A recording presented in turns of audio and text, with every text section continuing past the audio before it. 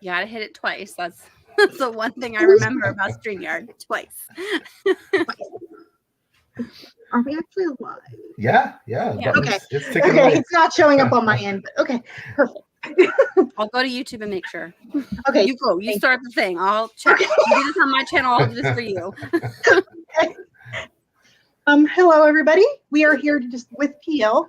I'm going the wrong way because everything's inverted on my computer. To talk about the last of the Atlanteans with a couple friends. And Epic, since this is the first time on my channel, would you like to introduce yourself? Well, EpicTalez in the building. Happy to be here. Alicia's channel is one that I watch all the time, so I'm kind of like quiet person in this community, but like I always love watching her live streams and everything. So yeah, I was listening to like the previous discussion on like the Drowned Kingdom, and like there were just like so many times, like I was listening to it in hindsight, and there were just so many times I wanted to like, you know, have thoughts and like, you know, say some things, but I wasn't live. So Alicia invited me to be a part of this one, and I'm just like super grateful and excited to be here. You have a permanent invite to my channel, like I've told you before. You constantly very supportive person with BookTube Sphere, and your support has helped because this weekend I actually hit over 100 subscribers. Hey! Finally. But since we are discussing the last of the Atlanteans, I couldn't be remiss without having PL. PL, would you mind introducing yourself a little bit and a little bit of the Drowned Kingdom saga if someone's coming in that hasn't read or seen the first one? Well, first of all, thank you so much, Alicia and Jenn, for having me on. I had a blast chatting with you two last time. It was so much fun. It's one of those things that you keep thinking about it after the chat. And I'm obviously a huge fan of Epic, my man. His channel, the graphics and stuff he does is just so hype. It's crazy. And he's also so intelligent, so insightful with everything he does. So that was JBG. That was Blazer, a buddy of mine, Canadian. What's up, Blazer? Oh, he's just popping in. I don't think he's read the book. He's read A Drowned Kingdom, I think. But yeah, thanks for dropping in, JBJ. He's a great guy. Lives in the Chatham area. So, yep. Thank you so much for all the support, sir. So, but yeah, Drowned Kingdom Saga, www.plstore.com. That's where you can learn about the books. But The Last of the Atalanteans is the second book. I think it's a pivotal book. A bit more action-driven than A Drowned Kingdom. Lots of stuff happens. It also sets up a lot of things for the books to come. You know, it's funny. Like, this was the book I struggled with the most to write, and it wasn't because of anything else other than imposter syndrome. And I talk about this a lot, right? That you know you have some kind of modest success with the first book, and then you hear the things. Okay, these are the positives, these are negatives. How do I make it better? How do I improve? Will I flop? Will I be not a saying hit, but will you be a one-hit wonder? Like, all those things go through your head, right? But that's what made me struggle. But at the end of the day, it came out, and for a lot of people, this is one of their favorite books in the series so far. It's actually not mine. I really like it. But Drowned is my baby. That's my baby, right? But I'd like to think that Alliance Pride, the one that's coming out now, is. I can't wait.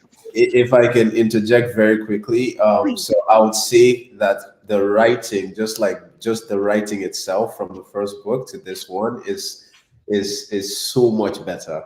Yes. So much better. So I feel like whatever you went through during that period when you were writing it to like make it better, like you were 100% successful in that. Thank you, my friend. I really appreciate that. That's a big honor come from you. I know you're a fellow writer. Can't wait to see your stuff come out one day. So, yeah, and RM. The question here that I was a little, as a writer, I've never published anything, but do you ever worry about the second slump where you were only good for book one? Was that a big concern for you?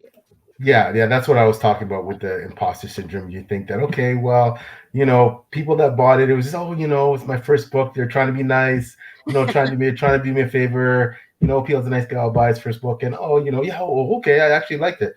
But can he do it again? Can he get better? Like the continuous improvement part, that's the thing, right? So I'd like to hope that with each book, it seems like an impossible standard to live up to, but I want you to go like, John King was a good book. Ooh, a lot of T. Lotto was even better. Oh, Lord and King was. Oh wow, Lions Pride. If I keep that up for 7 books, that's a tall task, but that's and you what have I'm aiming for. Coming out after that. You have a lot. Yeah, but that's the standard, and all I can do is hope to achieve it. But it's not up to me to say. It's up to people that read it, right? And it obviously it's all subjective. It's all up to the individual. Some people will hate John King and would love T. Lotto, vice versa. Hate Lord King or love Lord King and hate like. But it's up to the reader, right? But all I can do is know that I'm aiming to get better. Yeah, every book. That's all I can do. So. And I have to say, you are the author that I've dealt with the most that is okay with being like, I understand why this was here, but like, I also had an issue with it or something. Like you're open to the dialogue. Unlike a lot of authors. Well, that's really important because no book is perfect and no book is perfect for any one person. And I'm not a perfect writer, and there's things people won't like about my books and there's things people will like. And that's what books are all about, right? So, there's people who don't like Brandon Sanderson, that don't like Sarah J. Maas, that don't like, you name your right, don't like Stephen King. They're really successful, popular writers, but they're not for everybody. And I think that's something that as a writer, you have to be able to, go, okay, you know what? That criticism, take it for what it is. And it may be something that actually helps you with your writing. It may be really constructive that you see something that you identify with, I'd like to fix that. Or maybe something, while you respect the opinion, it's like, that's just not the way I write. That's not what I want from my writing. And you take it and, and I think it's more about if you see a lot of criticism from a lot of different people with different tastes, and different experience, and it's all saying the same thing. I think that's when you have to think, well, maybe there's an explosion in writing. But if it's more like a one-off here and there, I think it's, sometimes you... Not every book's for every reader.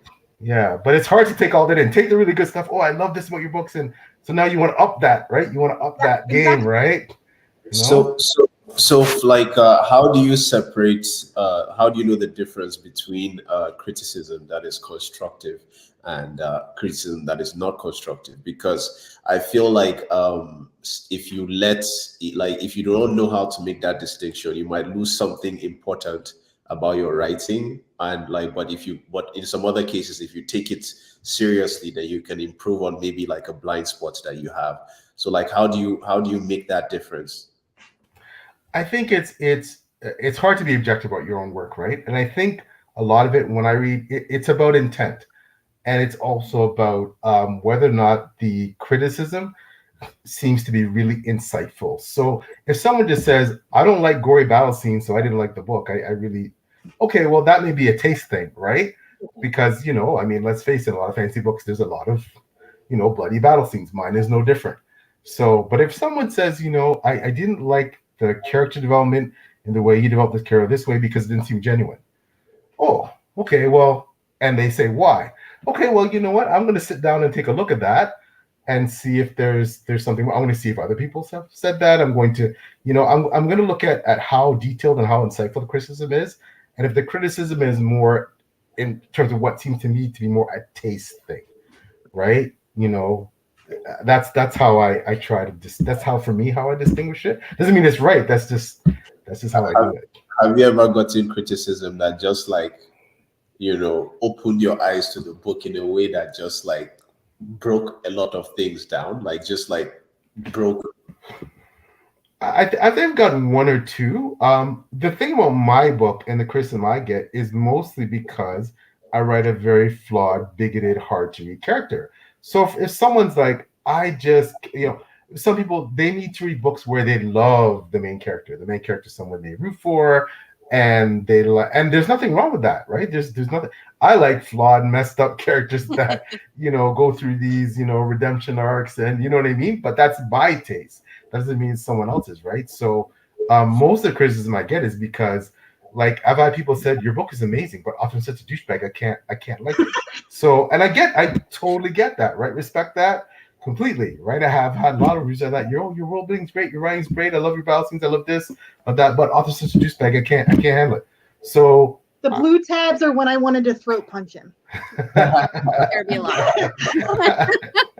So I get it. Some fantasy readers don't like romance or sex or relationships, right? And my books, they kind of, the steam level kind of increases a bit as the books go on. And for some people, like, oh well, now you start to write more romance, or that's not my thing, or you know what I mean. And I respect that, right? But yeah, in terms of criticism that's blown me away, yeah, I mean, I've had some that's made me think and made me re-examine my work. But again, I think it's more, you're gonna have to learn what to keep and take that and incorporate, and what to just move on with, because you still have to write your book. At the end of the day, the book has to be yours, right? You have an audience, and I think to a certain degree, all writers write to their audience. So as the feedback comes in and people say, especially with things that they like, because I tend to focus more. For example, I said this before in the last clip, battle scenes. I thought my battle scenes would be okay. I tried to write them. I tried to make them thrilling, but I didn't think there would be a strength. I thought my world building was something people acknowledged me for, because saying we're great. But I thought that was what. But people kept going, my battle scenes. Oh, your battle scenes are amazing. Okay, well, I tried to keep to that level, right? And it was funny. I was writing the last book, and my wife, who is my biggest editor, she's like, that one battle scene ain't up to par. You better fix that. I'm like, oh, snap. Okay. So I went back, and she's like, that's better. That's more appeal, Stuart battle scene. I'm like, okay. So, the boss said, so. Sorry, I didn't want to forget my question. So I was just like, I'm going to type it out really fast. So because romance is my genre. So I'll be fully honest. Fantasy is very difficult for me, especially without an audiobook. Like, I know that you wanted to get this series out. And I'm just like, Alexa, first of all, Alexa should get a freaking award, because she actually inflects the things. Like, sometimes they're yelling and she can pronounce a lot of things. I was very surprised. But romance is where I strive. So there will be romance more as it goes on. Yes. Yeah. And Epic, I don't know if you've read book 3 already. I'm not sure. So I was just, before we came on camera, I was speaking to, there it is, Lord and King. Thank you for holding up.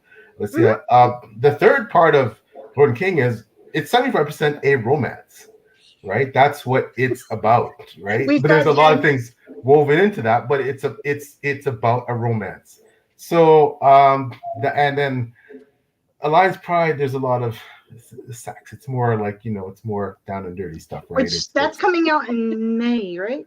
It might be coming out a lot sooner, like really soon. I don't want to say, but yeah, I'll know more next week. But it might be coming out really soon. I remember doing the cover reveal, and the cover is my favorite so far.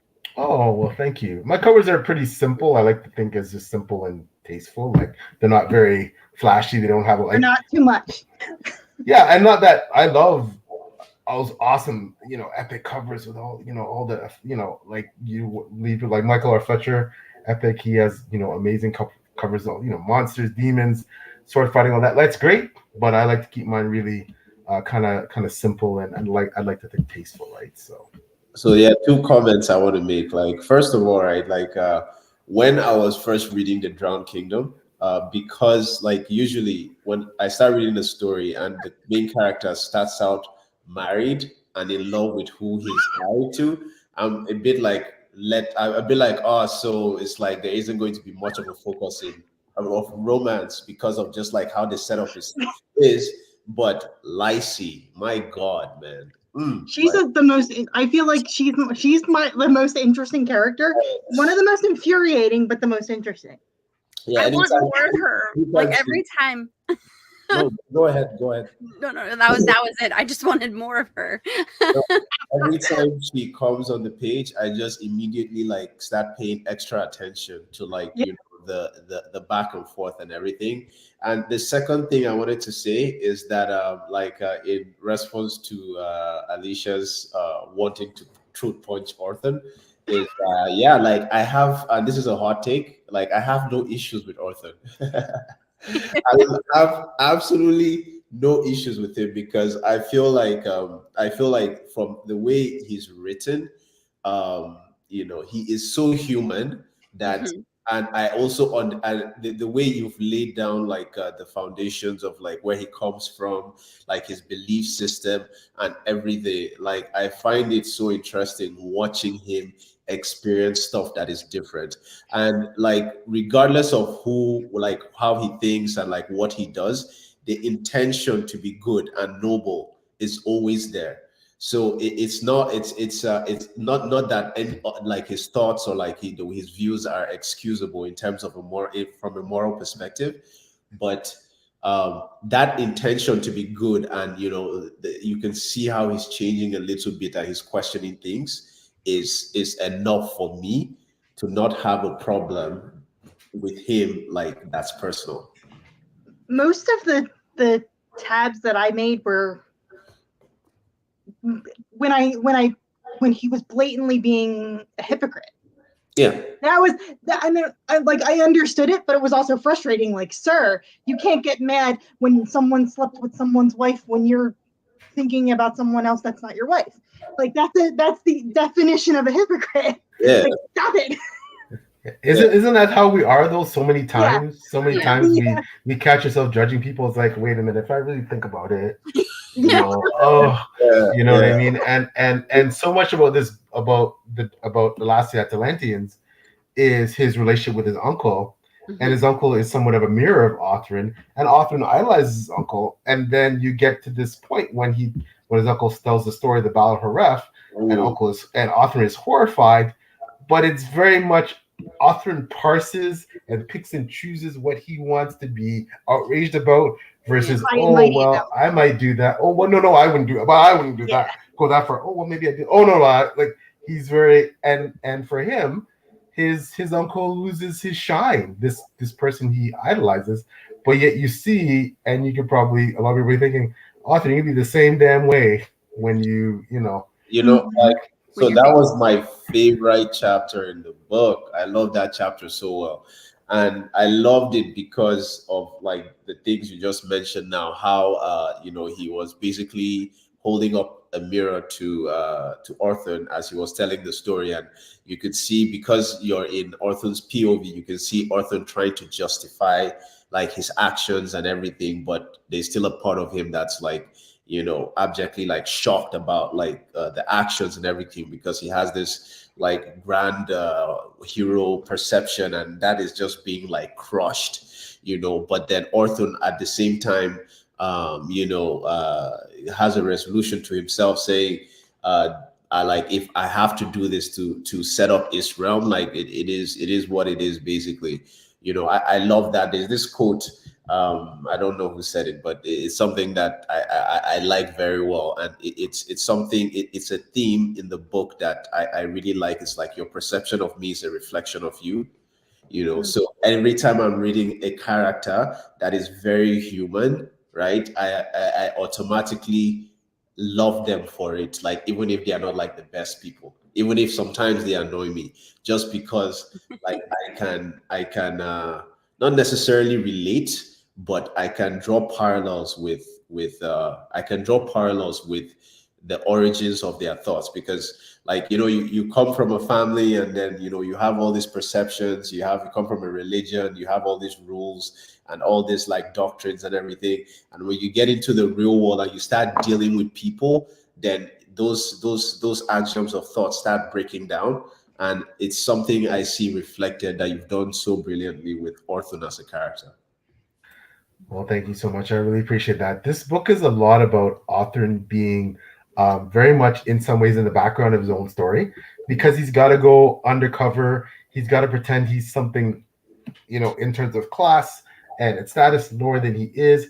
He's got to, I guess we're into spoilers. This is a spoiler-filled chat. So yeah, this is book two, where the first book literally ends, the second book picks up, so there's no non-spoilers at all. Yeah, so the man walks through a shit pit, right? You know what I mean? Like, like you're here listening to, and he ends up shoveling shit, which I thought was great, because he's like, I'm a king, but nobody knows that, so you need to shovel shit. Yeah, I mean, like, if you're here listening to book two, then like you probably like read book one, and like like it said it's very clearly Spoiler.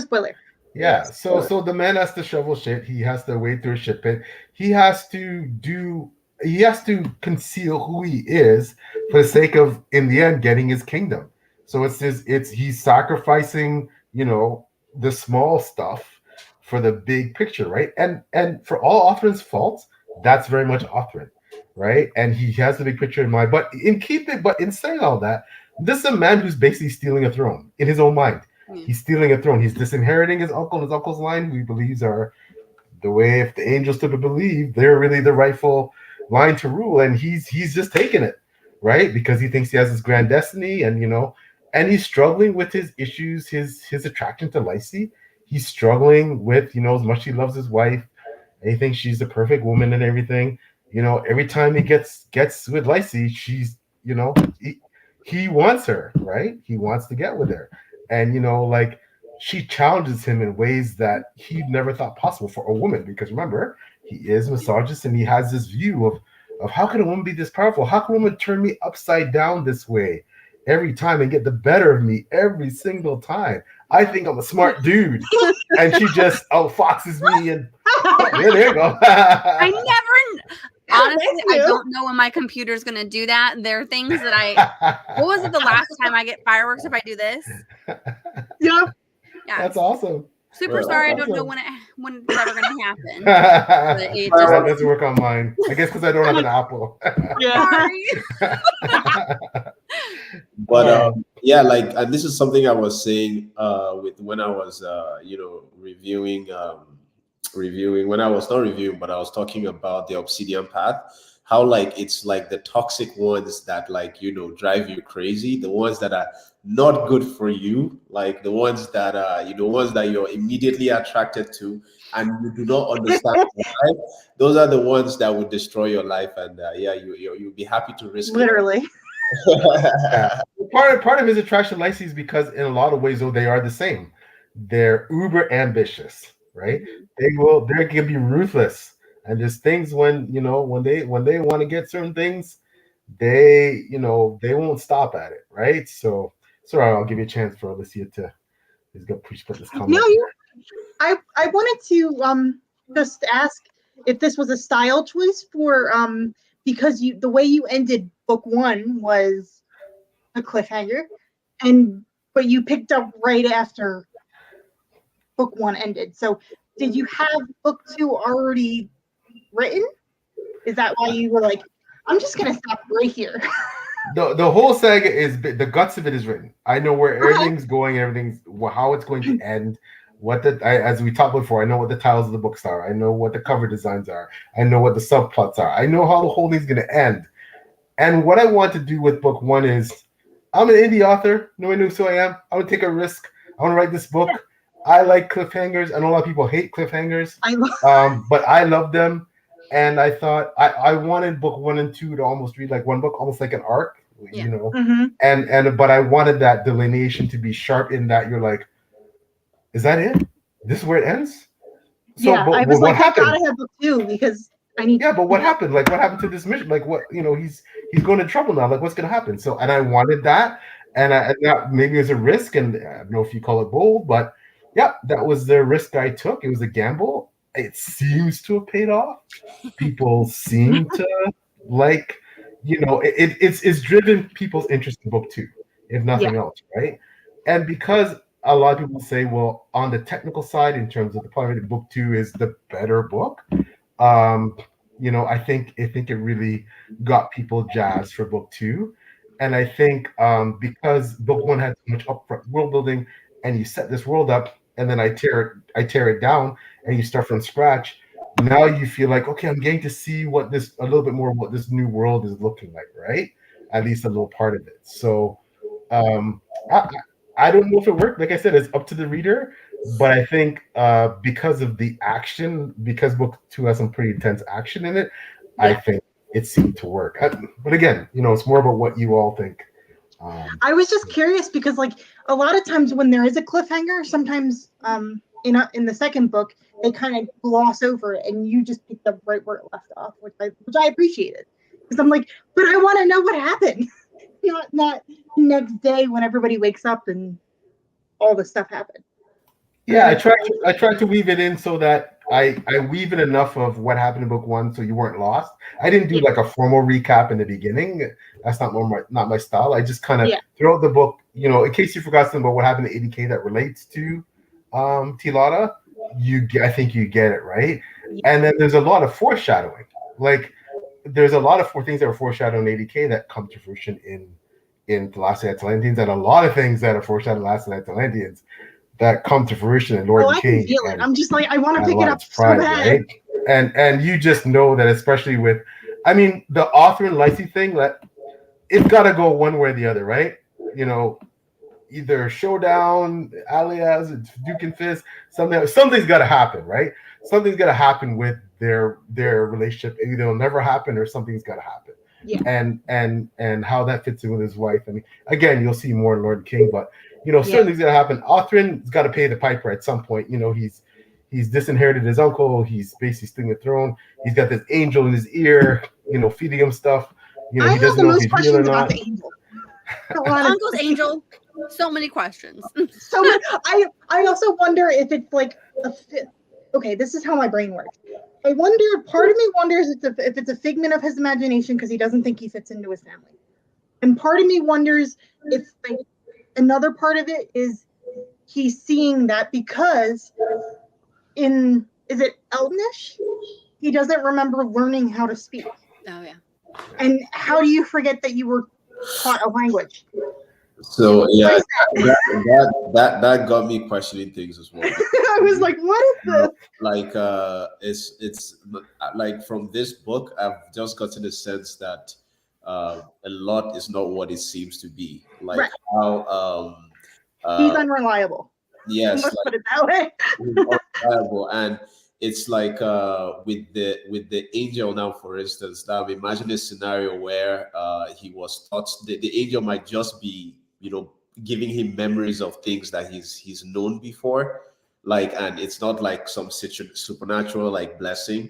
So, and then that will make me doubt like the angel's intentions, and which has kind of been alluded to before. Like even Lacey has warned him about like his experience with the angel, and he tends to use the angel a lot to justify his actions. Well, this is like divine, and like this is destined, and this is the authority I have over this. So it's I find I'm curious, more and more curious about the angel as the book goes on.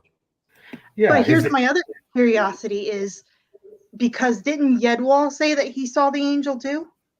Yeah. Well, that's the thing. So on his deathbed, Yedwall seems to talk about an angel, and Othrin freaks out because like, what the fuck, you know what I mean? And like everybody freaks out because Othrin's freaked out about it, and then Yedwall the old son is like, I don't know what that was all about, but and he's trying to find out what's going on here, right? And Othrin's not giving anything, and like, yeah, it's obvious that as Epic said, the angel may or may not be all what he seems. As Jenn, Alicia, you're pointing it, is the angel good? Is he bad? What is he? Is he something in between? Yeah, well, you're gonna have to wait a bit to find out exactly what's going on there. Is this all in Othrin's head? Is he going crazy? Like that's also a possibility, but things shall be revealed, especially when you get to Lion's Pride. You start to get a sense of what's going on. Not everything, but you really start to get a sense in book 4 of, okay, I see where this is going here. So, okay. So you're gonna make us wait. Got it. Yeah, but the breadcrumbs, I leave the breadcrumbs there, right? You follow the trail, you'll see. There was I have to call Alicia out on this one, but like for praise, because in the last discussion she mentioned that she wonders if there is more to his brother, allowing the heathen, the heathen girl to come and do all that stuff, cause commotion and everything. She mentioned it, and the first time I listened to it, I was just like, no, that was pretty straightforward. My guy just got just too hard for the girl, and he just gave up everything because he loved her too much. But what's his name? I forget his name. Urthel, the brother, Urthel? Utland's lover. Oh, Apold. Yeah, told him, well, wanted to like tell him something, and he just like brushed it aside. And I'm just like, okay, there's definitely more to that. Now I'm looking at Alicia's prediction that the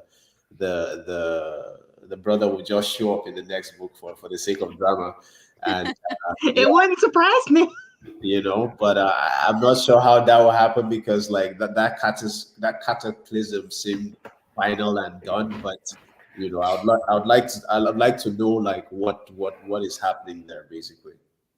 You will get all of that. Book 3 starts to reveal more about what happened with all that, and then book 4 gives you the definitive, this is what happened. Okay. Right. So we at the end of this, can we make some predictions? Yeah, of course. Yeah. That could be the last end of it. Yeah. Please do. I'm just reading RM's comment. Thank you, RM, for joining. First of all, I felt joined as I read chapter 2 when they're in the last line. The last line is no worries.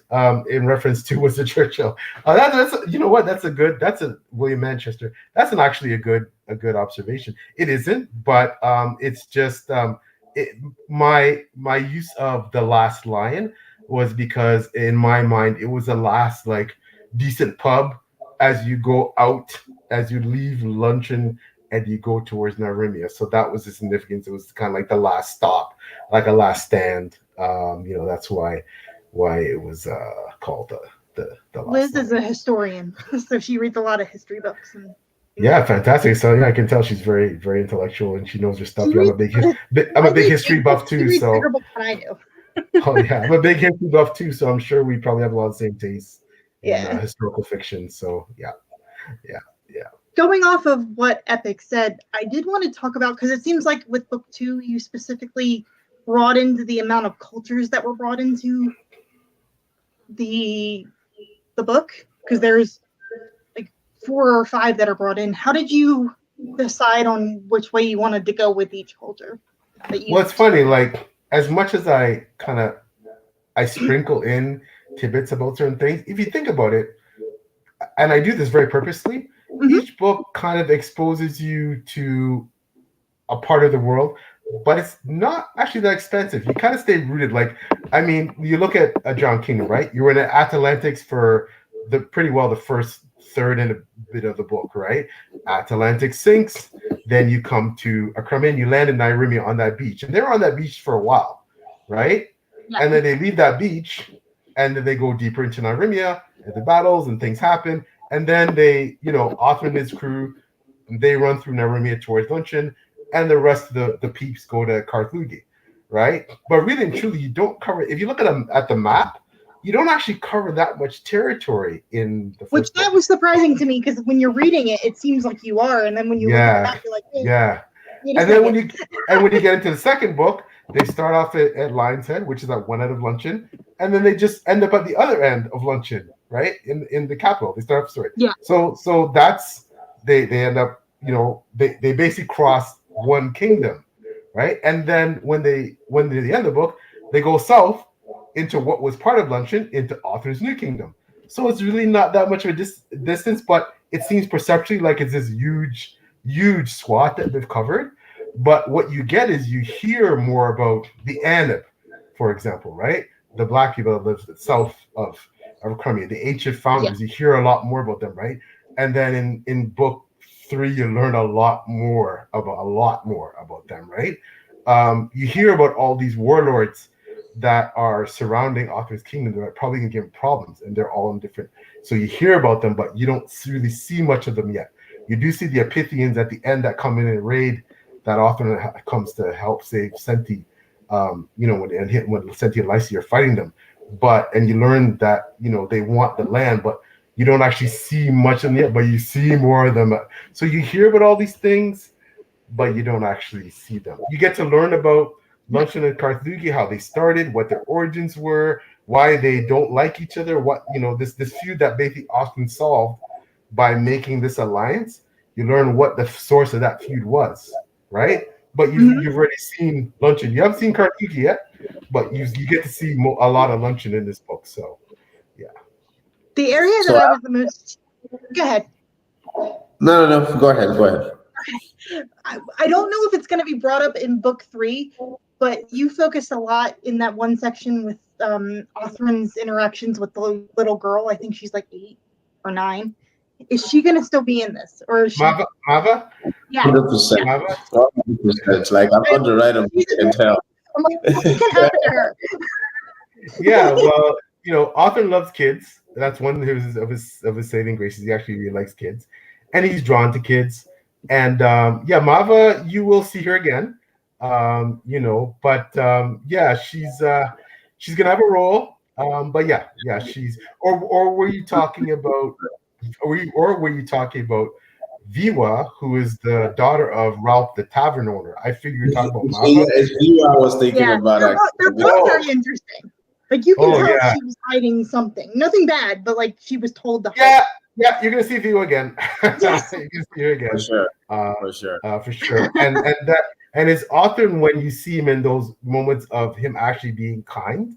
Like Othrin gives Viwa all this money because he promises he only met Ralph briefly, he liked him, and Ralph asked him to promise to take care of my daughter if something happens to me. Ralph knew he's probably not going to make it out alive. And Othrin, basically comes and gives all his money so she can keep her tavern going, right? Yeah. And but Thurl's like, there's something up there, right? And Othrin and then Thurl's like, no, bro, you gotta no, there's something up there. Think about this. Yeah. I was like, okay, well, maybe I'll keep an eye on her. But Othrin's very disarmed by especially women and women that are younger than him, children. He can be very disarmed because he just thinks the best of them. And he also part of he thinks they're inferior. He doesn't give them enough credit, right? For having their own agency, be able to be scheming or diabolical, or even just hiding something, not even necessarily evil, but just he doesn't give women enough credit. He tends to brush them off and not pay as much attention to them as he should, including his own wife. Right? He really pissed me off when it came to his wife, I must say. I was like, dude. Yeah, go ahead. That scene in Paul when he made out with Lacey, and I was like, dude, her brother saw you do it. He's gonna be pissed. You're married to the sister. What do you expect? My brother would be pissed if my boyfriend did that. It's an honest and normal reaction. He didn't actually see her, but he saw the makeup and he's like, I'm like, come on, right? Right? How'd you get all the makeup on you, bro? Yeah. Oh, it made me so, that was the one scene that I was like, fall. His lips broke it. Yeah. Yeah, but Thurl's a man of few words. He doesn't say anything, but his looks just speak. He's very observant. But he doesn't say much.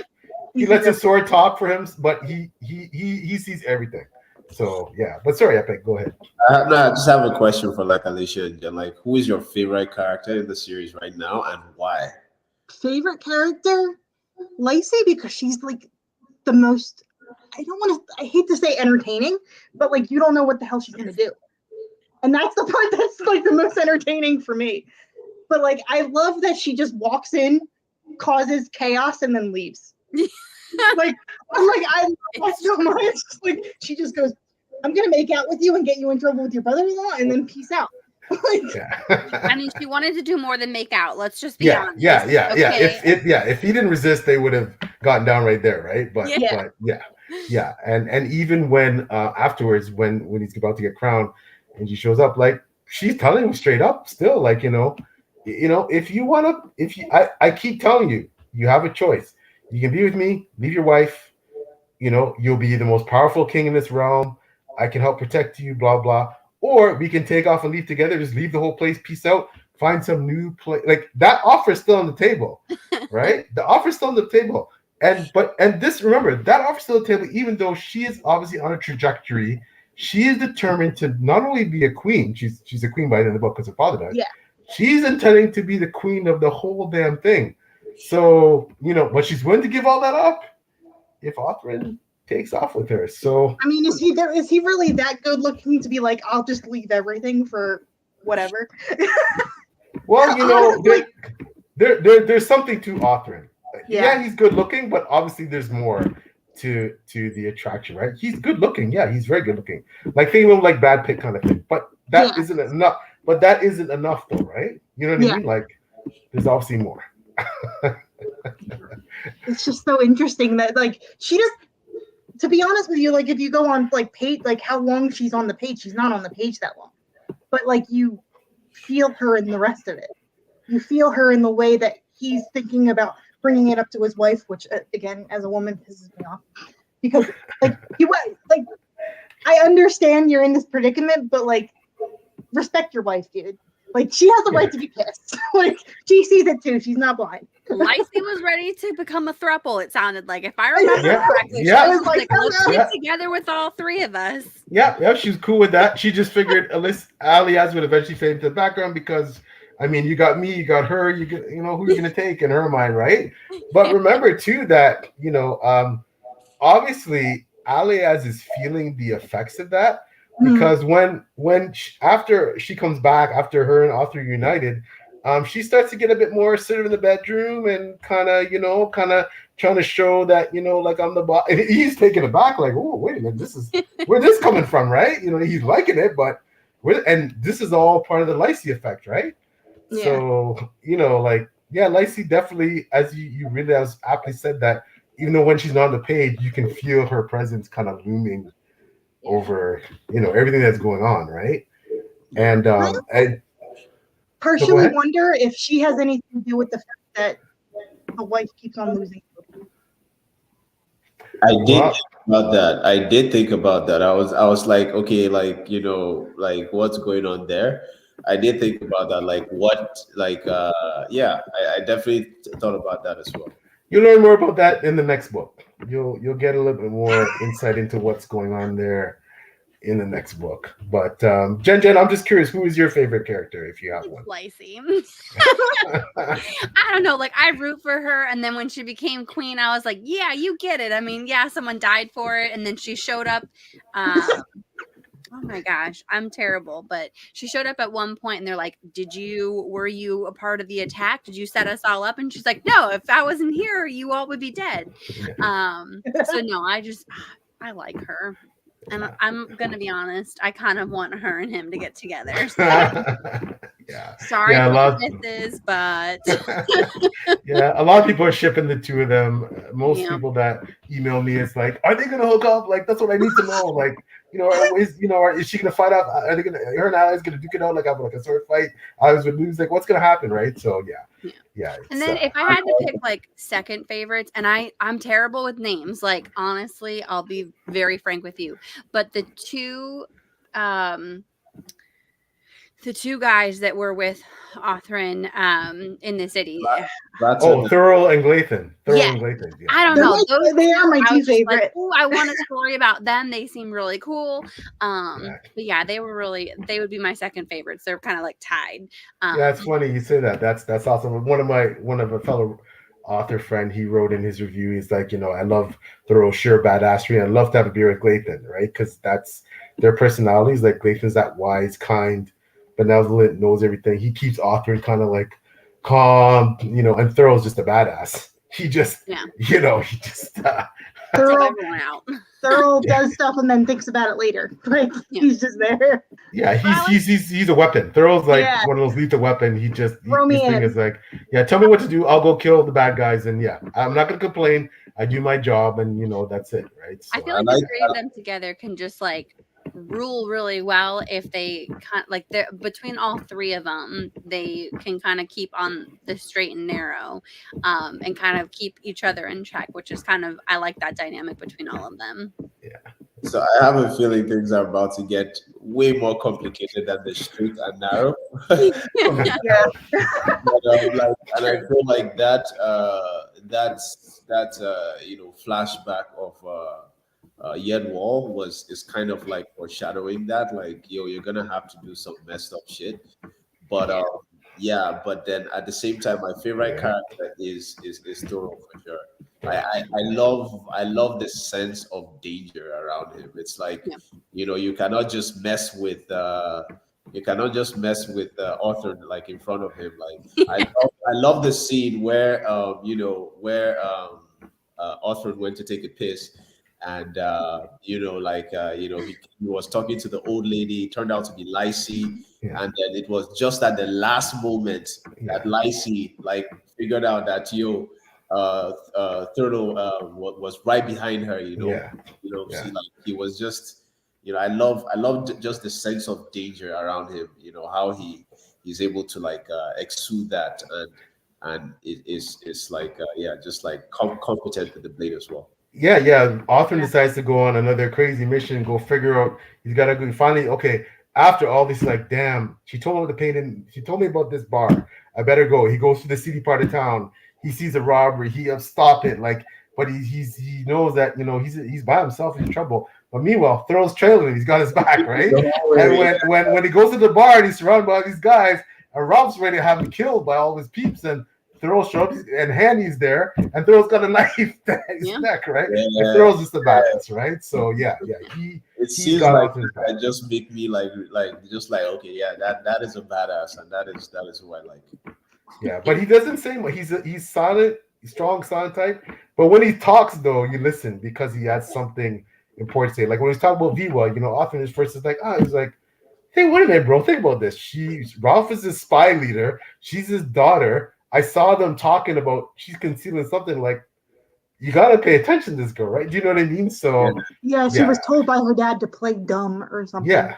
Why? What's going on here? And just the fact, you know, that Lacey was involved with them. Like once Lacey has her fingers on something, you better damn well pay attention, right? Yeah. Because you know Lacey, she is a master schemer, like masterful, right? So like even during like the post-war after they had like already conquered the kingdom and everything, like he stood up for he backed Arthur when yo, why did you guys show up? Like, for you. These new guys that I just met a few days ago, like exactly more reliable than you. Like he stood up and like he was ready to like get ready to fight them. Yeah. And that's Thoreau, man. He's a badass, right? So he's one of my favorites too. And you know, the saddest thing about writing this series is you just know that not everybody's gonna make it out alive, right? Yeah. And you know, Don't like kill them. there's characters I love that. He's like one of my favorites. Don't kill him yet. You know, like people love Glathan. People love Glathan. People love Thoreau. You know, all these guys, Youthland, all these people, the cousins, like Lacey. You know, people like, but not everybody is gonna make. Over the course of 7 books, you know, I just like George R. Martin. You know, I have no compunction killing people off. People are gonna die. You know what I mean? People are gonna die. Right? Yeah. I'd just like to emphasize that point. How unceremonious was Ralph's death? Yeah. Like one moment he's like, "Hey guys, like look, we're some people over here," and then they literally just turn the corner and get there, and my dude is like has been mutilated. Like the person that killed him took their time to mutilate him before. Yep, exactly, because he was a leader. And look at Hanny. A lot of people like Hanny, right? And you know, like Hanny was cool. He was one of those guys that, you know, like Othrin's first real, like, Othrin's cousin Ethan is gay, but you know, Othrin punks off his cousin a lot, right? Doesn't give him enough credit. Even though his cousin is brilliant intellectually, he's brilliant, right? Because he's not a fighter. So Othrin always punks him off. Like he's not that much younger than him, but he always punks him off, right? But Hanny, a badass fighter, like Othrin came to know him, came to be friends. You know, they had this rapport. Hanny is one of those guys. He was just someone who took care of everybody, looked out for everybody. He was a badass fighter too. And you know, Othrin took that death hard. You know what I mean? Like Othrin took that death hard. To make it even like crazier, he was right before he died. He was talking about, "Oh, I'm gonna tell my children about you," and like, songs. And the next thing, my man is dead. That's why I was like, he's gonna die really, really soon. Because like when you talk about future, that's when people die. Yeah. People, it's funny too. That battle scene. I personally have other battle scenes that are my favorites. But I can't tell you how many people say that's their favorite battle scene, the bridge battle scene. That's their favorite battle scene in my books. And the battle scenes get bigger and much more on an epic scale. Like I kind of do that purposely. Like you start off with more the skirmish type stuff, and then things get bigger and bigger as the series goes on. But like people say that battle on the bridge is actually one of their favorites. So I like that it was like pure chaos because. Mm-hmm. That's what it seems like to be involved in that situation. When stuff hits the fan and you just go. You don't know who you're stepping on. You don't know who you're actually stabbing. You just go. You don't have time to think. You got to go because if you don't go, then that's the end of you. So it's just like. keep going. Yeah, and for Arthur not being the leader of that battle, he's just fighting like a soldier, right? And that was like a taste of what he needs to fight in a place like a Crimea, right? Where warlords fight, they lead their armies. Like, look at Welly. Welly's right in there. He's the king, you know what I mean? Like, where these warriors fight. And then, you got a guy like Orlu, who is one of the best fighters anywhere, and he kills all these guys off, right? By himself, and even still they're scared to rush him. They can put him down if they rush him with a spear, but they're scared to rush him because he's so bad, because they don't want to, we're gonna kill him, but I don't want to be the guy, the guy he kills before he dies, right? The first two people that die first before he's overpowered or something. Yeah. So but that I love that whole sequence, but although it's not my favorite battle, I see why people like that whole sequence so much, because of the tension, the build-up, right? So, Donna? I told you my grandmother was Oh, that's your girl? Oh, that's fantastic. Oh, hello, wow. Miss Blickos. Hello. Welcome. Thanks for joining. Yeah, so... I told you she would show up at some point. Has she read the books as well? No, I'm actually going to give her my copy of book 1 so she can read book 1. She'll really love it, though. Nice. Wow, I'm honored. And like I said, I get why, my books aren't for everybody, right? And it's a certain kind of fantasy, and I understand that. I like to think as the books go on, you just get more of everything. You get more romance. It's more fulsome. You get more relationships. Mm-hmm. You get more familiar relationships, paternal relationships, sibling relationships, love, romance, everything, and again, I think in the first book, it seemed like women weren't going to have a lot of agency in this world. But as you start going through, by the time you get to book 3, you realize the series is all about women. And then we see before, you're like, oh, okay, I get it, right? But it's because we start with a very narrow perspective, Arthur's narrow perspective, where he's coming from in this misogynistic society where women are a step below. Yes, they're ladies and they can be treasures and they can be highborn, but they're not expected to really impact the geopolitical scene. Well, when you get to Crimea, you realize it's exactly the opposite, right? That these mages, they're forced to be reckoned with, right? So I feel like it's very interesting. So I was listening to a masterclass by Dan Brown, and he was like, you must always write from the perspective of someone of the most interesting person, the person whose perspective would be interesting. And that whole sequence of Arthur having to act as a common soldier as he traveled throughout the thing, take orders, clean a stable and everything, coming from his background and where he's coming from, I feel like that was such a great character development sequence for him. That's one. And two, it's like he was the most interesting. I don't like the you're the writer, so you create the scenario and you create the experience, you create how they react and everything. But throughout the book, Arthur is the most interesting perspective to have. Maybe Lacey here and there to see what she's thinking and where her mind is actually, but consistently, it's Arthur is the most interesting character. It was most interesting character to deal with the situation. What is he thinking now? But also, just that in itself is something that you consistently do throughout the book, and it's something that is very, very, very, very entertaining to experience. Oh, well, thank you very much. I think Arthur had to show some humility in so many ways, but he can't help being who he is, right? For example, he gets pissed off at stuff that doesn't matter. He's Senti says, well, I'm gonna make Thurl the guard captain. And Arthur's like, wait a minute, but I'm the prince. Thurl's my right hand guy. I should be the guard. It doesn't mean anything. They're undercover. They're pretending, right? But Arthur's pissed off because he thinks she should be the highest ranking guy. That's Arthur, right? But you see on the flip side when the rescue force, when Lute and Crichton, those guys show up and they're getting ready to storm the place, and Crick's like, okay, well, you're Arthur, you're the prince, you're the highest ranking guy here. Are you gonna lead? And he's like, nope. You know the city better. You're the Earl Chieftain. I'm going to be a common soldier until this plays out.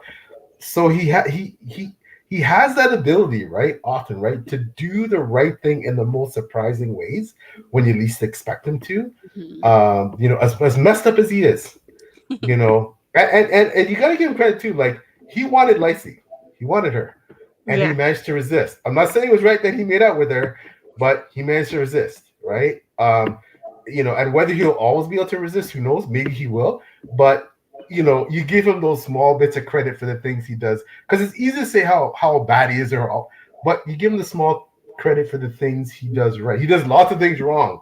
There's lots of horrible things in his book, right? But you give him credit for the things he does right, and also he is someone who will do whatever is necessary. His code of honor, as much as he knew Saida was evil and he knew she needed to die, he didn't want to do it. Yep. But he ordered Lathan to do it, and he did it, and that saved the day, right? So in that sequence, I was literally like before Glatton went to like cut her head off. I was literally like, make sure you don't take the mouthpiece out. Like I said it before it turned out that he took the mouthpiece out and then she cursed him. Yeah, I was like, in my mind I was like, don't do that. I don't know if it's my experience playing D&D, but like there's a thing where you get mages, you need to like tie their tongues together. You need to like separate. You need to like capture them in a very specific way. But I was like, I could tell, I knew that if she was able to speak, and it's kind of like a little bit of a foreboding, foreshadowing, because like when she basically cursed Crit, she was like, well, you are going to die, and then she curse what's the other one's name? We just spoke about him. Yeah, and we're just like, you're gonna die as well, and then they died, and like was like, she did curse them, so just like I was just like, doesn't seem to bode well for Glathan, does it? Yeah, and he's one of my favorites, and it worries me so much. Yeah, I just said something about like everything he does, like is going to turn out to be futile, and I'm just, so now that every time Glayton gives advice, I'm just like, I know his intentions are good, but like I can't trust it. Like I can't trust it anymore. I'm sorry, it's not personal, but like I'm just like, I can't take anything he says seriously now in terms of like, but I also wonder if it's because Othrin has like a very childlike view on things. Like he still wants to believe in the fairy tale of like Camelot or whatever. Like he's very like, no, it has to be like this, dude. It's been gone a long time. Yeah, he's very romantic, very like naive. He's romantic in a naive way, where he's like, but you see that is an element that also makes me enjoy his journey. Like setting out on an adventure. He's trying to like establish his kingdom, and he has all these little adventures here. He has to go in the meantime. He has this temptress on the side who's also a mage who likes him. But like, what are her like? There's a general romantic feeling about like his journey that I really like. But of course, like if you're looking at it in isolation, like the character himself, then like that's definitely a flaw, because he's in a world where messed up shit happens, and like you have to adapt to, like in Game of Thrones, for instance, if you see someone acting naive, you're like, yo, if you don't like get your shit together, you're probably gonna die soon. It's like it makes the book like feel romantic to read, but then at the same time, as a character traits, like there's also like, well, dude, man, you need to like be more objective in your rationale. Yeah, those are excellent points. You guys are so insightful, all three of you. I think this book is also a lot of. It's a case of, by the end of the book, be careful what you wish for. Othrin has come on this journey. He's realized at some point in his life, you know what? I'm the second son. I'm never gonna amount to be the king, but I kind of want to be. I'll settle for being the badass general and warlord, but secretly, I kind of want to be the king. Yeah. Now he's gonna have that, right? And he's gone through a lot to get there, and he's earned it. Let's face facts. He's earned it in ways that a lot of people haven't earned it. But now, what is he gonna do with it? Now that he's got it, what is he gonna do with it? And that was my favorite part, was the last line, because I feel like he had that moment of like, oh shit, what do I do now? See, like such a powerful ending. Like, Yeah. I mean, the way that the way part one ended in the cliffhanger, and then he goes through everything to like get to this point, has been what he's been dreaming about, talking about, making. I pledge that my land will never be conquered by these 5 people.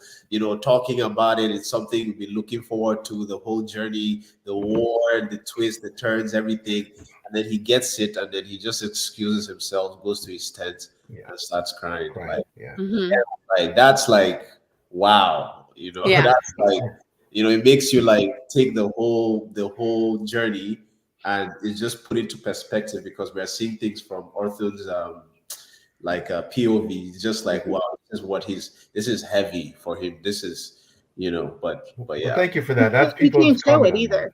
Being like a monarch, you can't show how heavy. It's gonna hide that from everybody. Yep. Yeah, and thank you for saying that. A lot of people have commented on it, and I think that's great. That's a great comment. Heavy as the head, the words of crown. Book 3 really brings that out.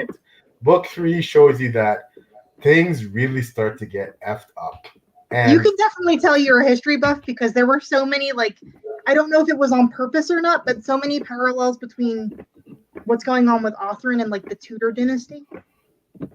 Yeah, definitely War of the Roses. That's definitely one of my inspirations, like George R. R. Martin. You know, a lot of medieval kings, a lot of not medieval kings, but ancient rulers. You know, from Egyptian pharaohs to, you know, French rulers, Charlemagne. You name it. You know, the ancient Greek sagas. Like, there's a lot of stuff in there. But I think the one thing, if I can bring you back to that ending, think about any time you've accomplished something. You graduate from high school. You have your first boyfriend or girlfriend. You got your first car. You know, sometimes the emotion of you wanted this for so long. You went through all stuff to get there. Maybe you failed your license the first time and you got it, or, you know, you had your heart broken and now you're happy, or, you know, you dropped out of school, came back and got your degree, or whatever you did, you know, and then you get that thing, but you realize, am I ready for this? I was caught up in the wanting and the journey, but now I have the thing. Am I ready for the thing? What do I do with it? Yeah, now I gotta drive. I gotta watch where I'm driving the road. I could get into an accident. So another hot take. So like that, right? That phenomena that has happened over and over and over and over again for me, where like it's like I want this thing so bad. When I finally have it, I don't even remember that I used to want it, except like I do. Like, wow, there was a time like I actually wanted this, but like now my mind is like so far like removed, or I've grown so much that it doesn't even matter to me anymore, you know. But like that is my problems with happy endings, and I was going to make a whole video about it, but you just summarized it so well. It's because like when everything just fits into place and is happy and everyone is jolly at the end, you know, it takes something away from the story for me. You've stolen, you know, there was something like Tolkien said about like writing, like being a writer and like, you know, writing a story. And it's like your job is to sell the story so that the readers forget that they are they're just reading a story. They're like as emotionally invested and everything. To end it on a note where everything just like fits together like a merry puzzle. It's just like, well, you've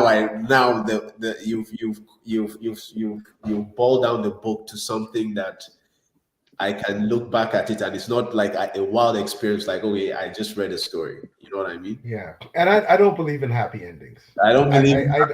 I don't believe in happy endings. I'm not trying to give away too much. I don't believe in happy endings.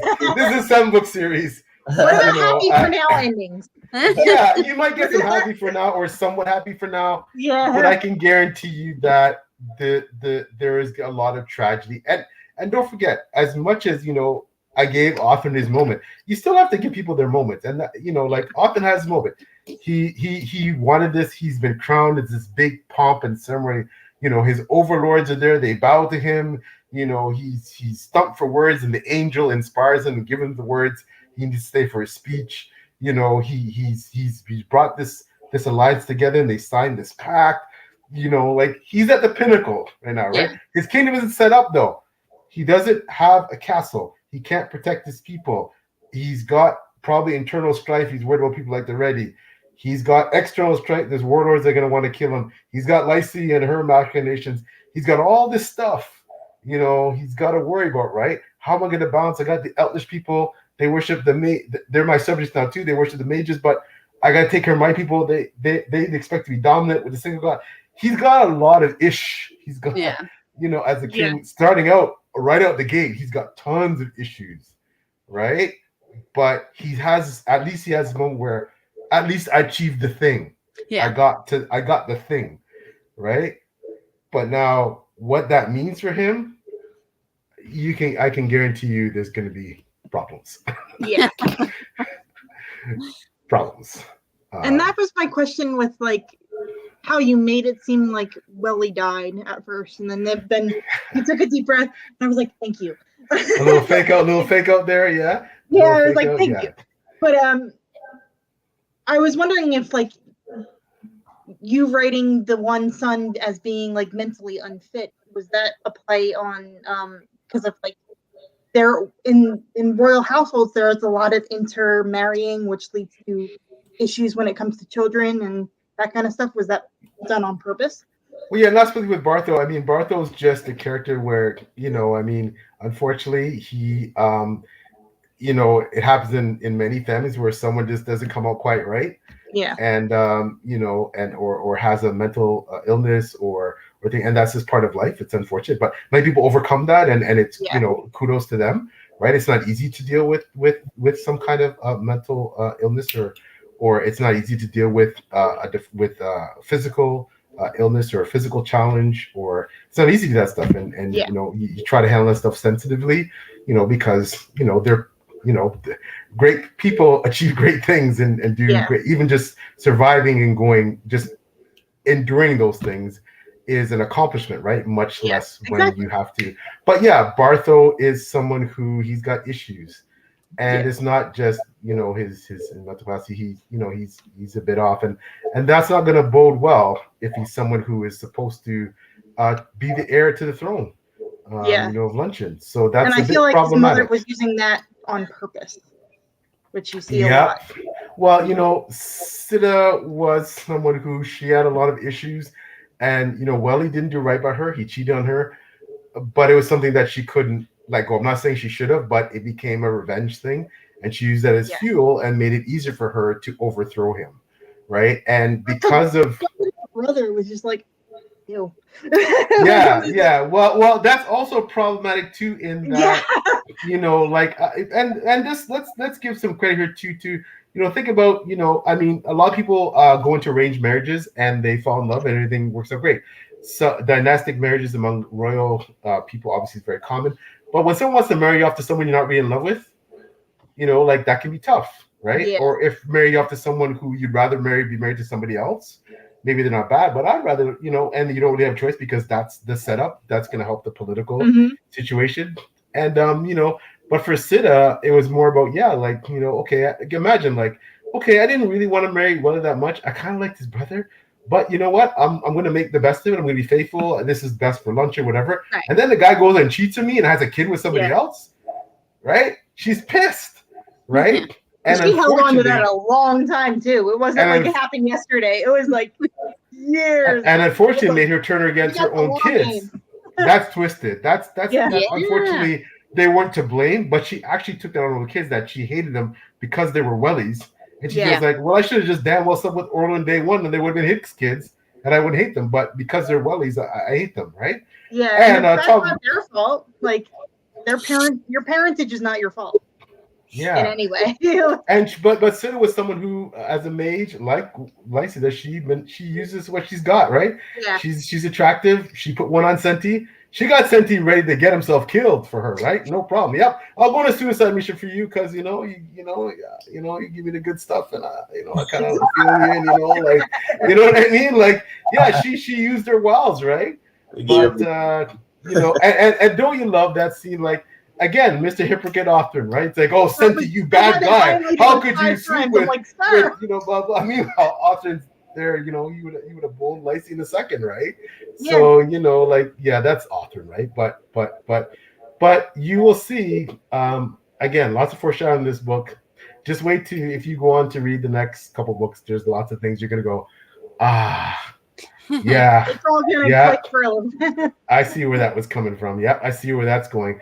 Lacey gives one of the biggest foreshadowings in the book when she hooks up with Othrin in Paw, and she kind of blazes at him about, like you Atalanteans, you think your religion is the best, like, but like you got the reason your issue is that you won't accept other ones, and you feel like you have to erase them in order for yours to be the best, right? It's not enough for you just to be like, you have to erase our religion to validate your own. Like, that's problematic, right? Yeah. And often that's been an issue for a very long time. Look at, like, in England, when a different monarch would get in, it would be Catholic, or it would be Protestant, or back and forth, and blah, blah, blah.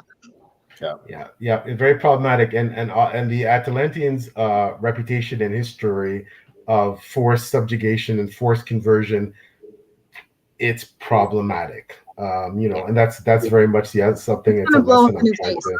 When I read that scene, that like Yedwall basically, and this draws a little bit to like some stories I heard from like people, like actual accounts of colonialism back in Nigeria. But when he talked about like killing women and children for 30 days straight, and then when after they told him where the gold was, then he brought them to the same spot where he killed the women and children and educated them, like started telling them, well, this is your new religion now. You pray to the thing, the single God is the it mirrors. So there was this when I was a kid, like I'll go to the village visiting like my grandparents and everything, and like there was this old blind guy. Like his eyes were white, like complete white, and they were like wide open as well. And this guy would wake up in the morning and he would just be like, he was speaking my language, and he would be speaking from morning till night. And I don't understand my language that well. But then when I asked, like there was someone that was interpreting it to me and everything. And he was telling me this account of when the colonizers, the British came, and like they basically killed everyone that was above like the age of 25, and then the kids who no longer knew anything about like their history and their culture, they re-educated them, in like turned them into Christians, right? And that legacy, like till today, is still like such a huge problem in Nigeria. So it's like when I read that scene, like it was such a, like I enjoyed it so much, but then I could also, I could see, like I could feel it as real. This is like very,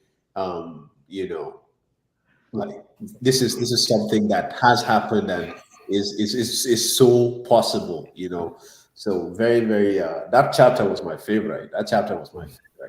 Well, thank you so much. And I feel you with that impact. And obviously, people will feel that scene in different ways. And it was the hardest scene I had for me to write, because colonialism is something like epic, because of my background, because I'm racialized, it's near and dear to me. It was hard to write, and I had so many things in my head when I was writing that. And the biggest thing was, Yedwall, at the end of the day, in hindsight, as an old man, realized some of the horrific things he did. But at the time, it was just he was part of the colonial machine. And he was out there and he was sent with a mission.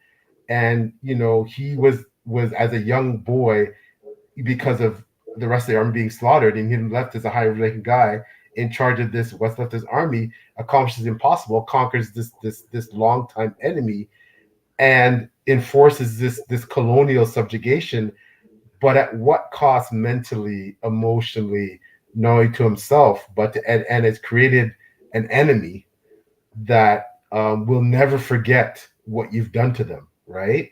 The Barefitish they're not going to forget, what's been done to them, and and all of the things that he did. It was a tale of brutality. And it was also a tale where Othrin started to wake up a bit to what he's part of. He's part of a legacy that has done this. He's part of a hegemony that is that is their playbook, right? But as horrified as he is, everything, he even admits, but you know what? All that gold, man. You know what? All If I had that. a chance to get that gold, I'd take it.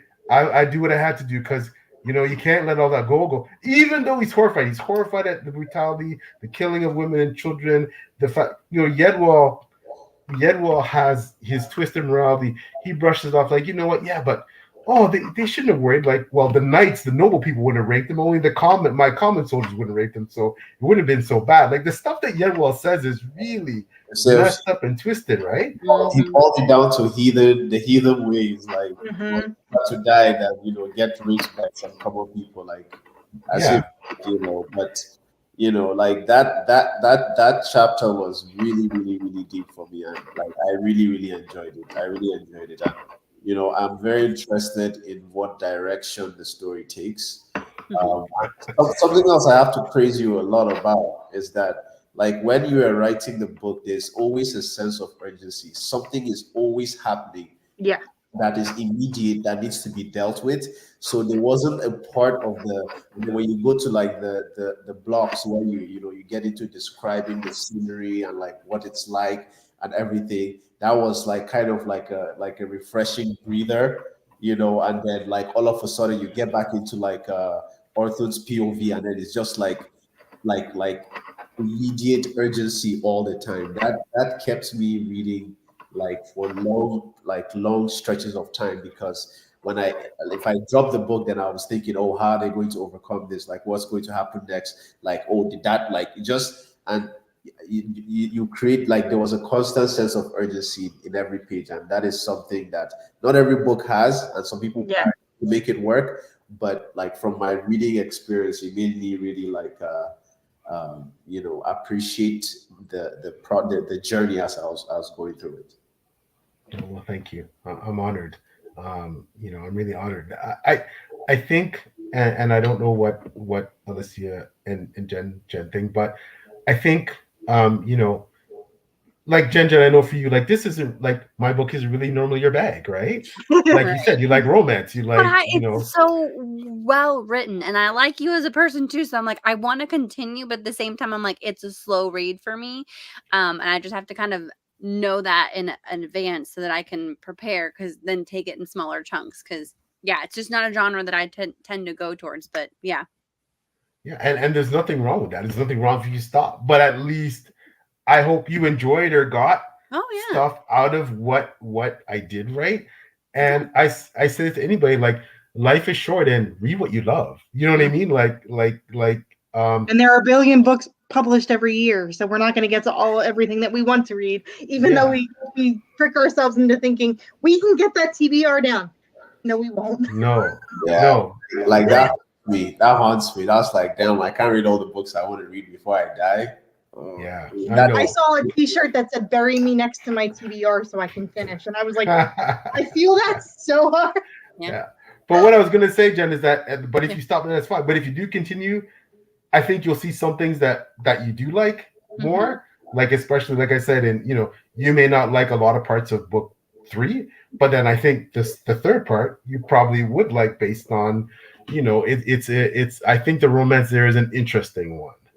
Yeah. Right? Well, and that's the thing, is that's just like, I'm curious to see where it goes. It's just fantasy for me, because I'm so like driven by romance, it feels a little dry. But Epic had a good point. Like it didn't necessarily drag. Like there was always that sense of urgency, so it kept me wanting to read. But at the same time, I'm just like, can someone get together? Like, yeah. Well, unfortunately, you got to wait until book 3, and then book 4. There's a lot of getting together. And actually, it's funny. When a reviewer I really respect, really great. That wasn't his thing. He was like, book 4 is like, like it was really great otherwise, but just too much getting on, right? So so everybody has their taste. It's happening. I would say something about, like, so there was a time when I just used to pick up and read anything I could, because like I was that kind of nerd. And a period in high school where like I had read literally all the books in the library. Like I had literally Same. I had read everything. So like the only thing that was available was the romance books that like these girls would bring to school and everything. So I had a phase where like I was only reading romance novels and everything. So like I was like at that point like I was 100% down for it. But yeah, like I can totally appreciate you wanting to see some more getting on, because that's it's coming though, because you can definitely tell this is a bridge book to like stuff is gonna hit the fan. Like it's bridging to like, okay, stuff is gonna hit the fan. It's all set up. It's all set up. Yeah. When you get story with romance too, so that's why it's just like you have to take the steps. It's a slower burn, and I hate. I love slow burn. Like, but yet I can read books where there's banging on page 2. Like I can do both. We need more plot than that, okay?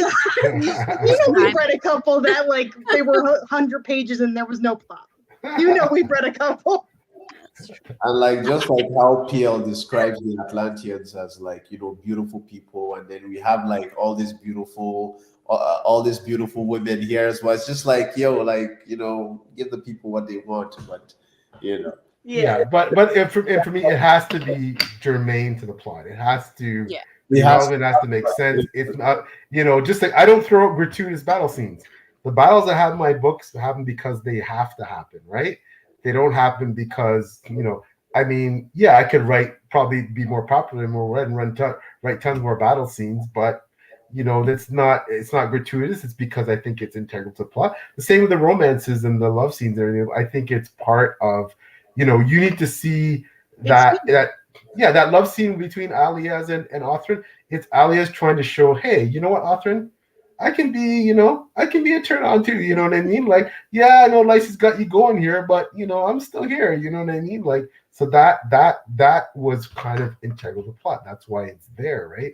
The kiss between Lysa and Othrin, like that was coming, you know what I mean? Like that was. It took that long to come to fruition, honestly. Yeah, but if you think about it, he only met her in the second part of book, like at the very end of part 2 of book 1, and then part 3 is when he was, you know what I mean? So really it wasn't, in relative time, it was less, it was certainly like a couple weeks, right? And then it's like, okay, boom, that it happens, right?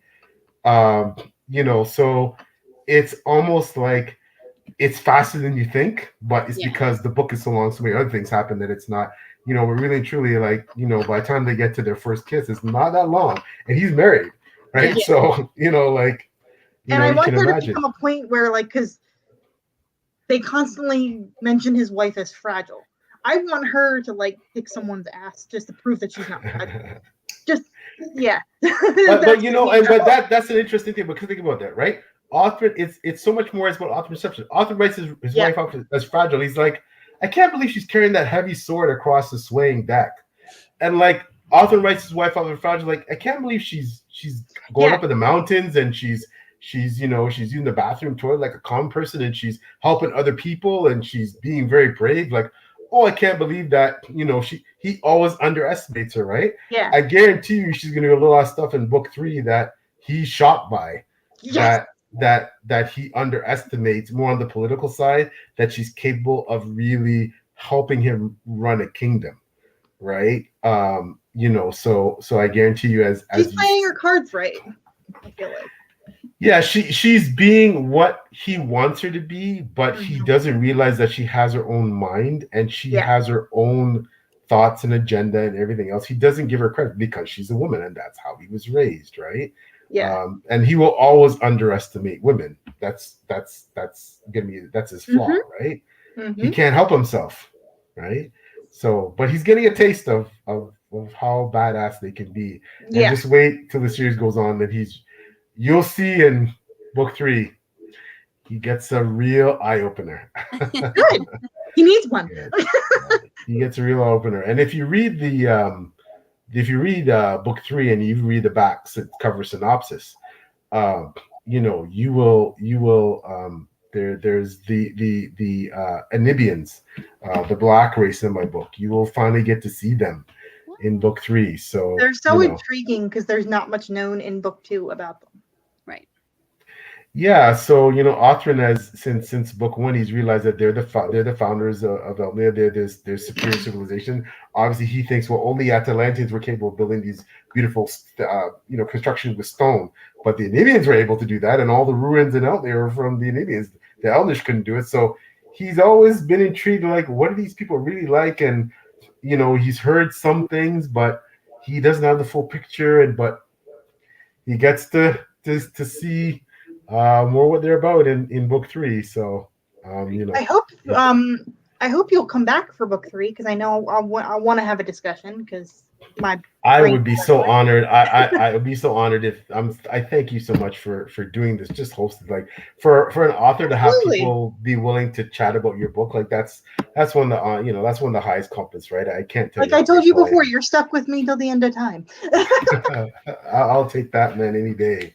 So, and for all of you just to have read my book, to be willing to read it, Jen, for you to read it and it's not your thing, like I mean that's just, it just means so much, right? You know what I mean? It doesn't matter if you stop here, you never read another one, or you read all seven. I'm just honored that you did in the first place. And obviously Epic, thank you so much, brother. I'm just honored you enjoyed it. I respect everything you do, especially your creativity. I know you have a very discerning eye for literature. All of you do. So the fact that you see good things about my book, obviously things like it's just incredible. I'm very honored. Well, thank you for writing it. Yeah. Thank you for writing it. I'm going through my own writing journey right now, and it's definitely not easy. Have word counts every day, and keep everything together, and getting criticism, dealing with that. So I take a lot of inspiration from your work as well. So, and if you need a proofreader, I used to do it for a living. So if you need a copy editor, hey, there you go. I got you. There you go. That's amazing. Yeah. I mean, I learned so much from all of you. I learned so much from the community. And, I think the one thing I will say is that for me, and everyone's different, it's all about getting your work out there. You know what? It's not going to be perfect. I write so many drafts. Most authors write so many drafts. You trash out this, you scrap this, but at the end of the day, it's all about the book is not going to be perfect when you get out there, but get it out there. Because guess what? When it's out there in the wild and people can read it and enjoy it or not enjoy it, then you move on to the next one, right? And it's a wonderful process. It's a joyous process to write a book. I have a question. So, when you were writing, after you wrote book one, or have you ever written any book, right? And then you had there was something you discovered about a character, or something you discovered about a plot in terms of a direction you could take the story that you realized only after you had written it, and you were like, what, maybe I'll go in this direction, or that just informed you a lot more about the character. See, that's my biggest concern. That's why no one's read my stuff. I can't wait to read your stuff. I'm hoping it comes out at some point soon to read it. Epic, to answer your question, I think I talked about this before in another podcast that for me it's a case of characters who start as more minor. It's this phenomenon where you think everybody says it's how can that happen? But it's a thing. A character just demands to have more page time. They're like, I'm great. You love me.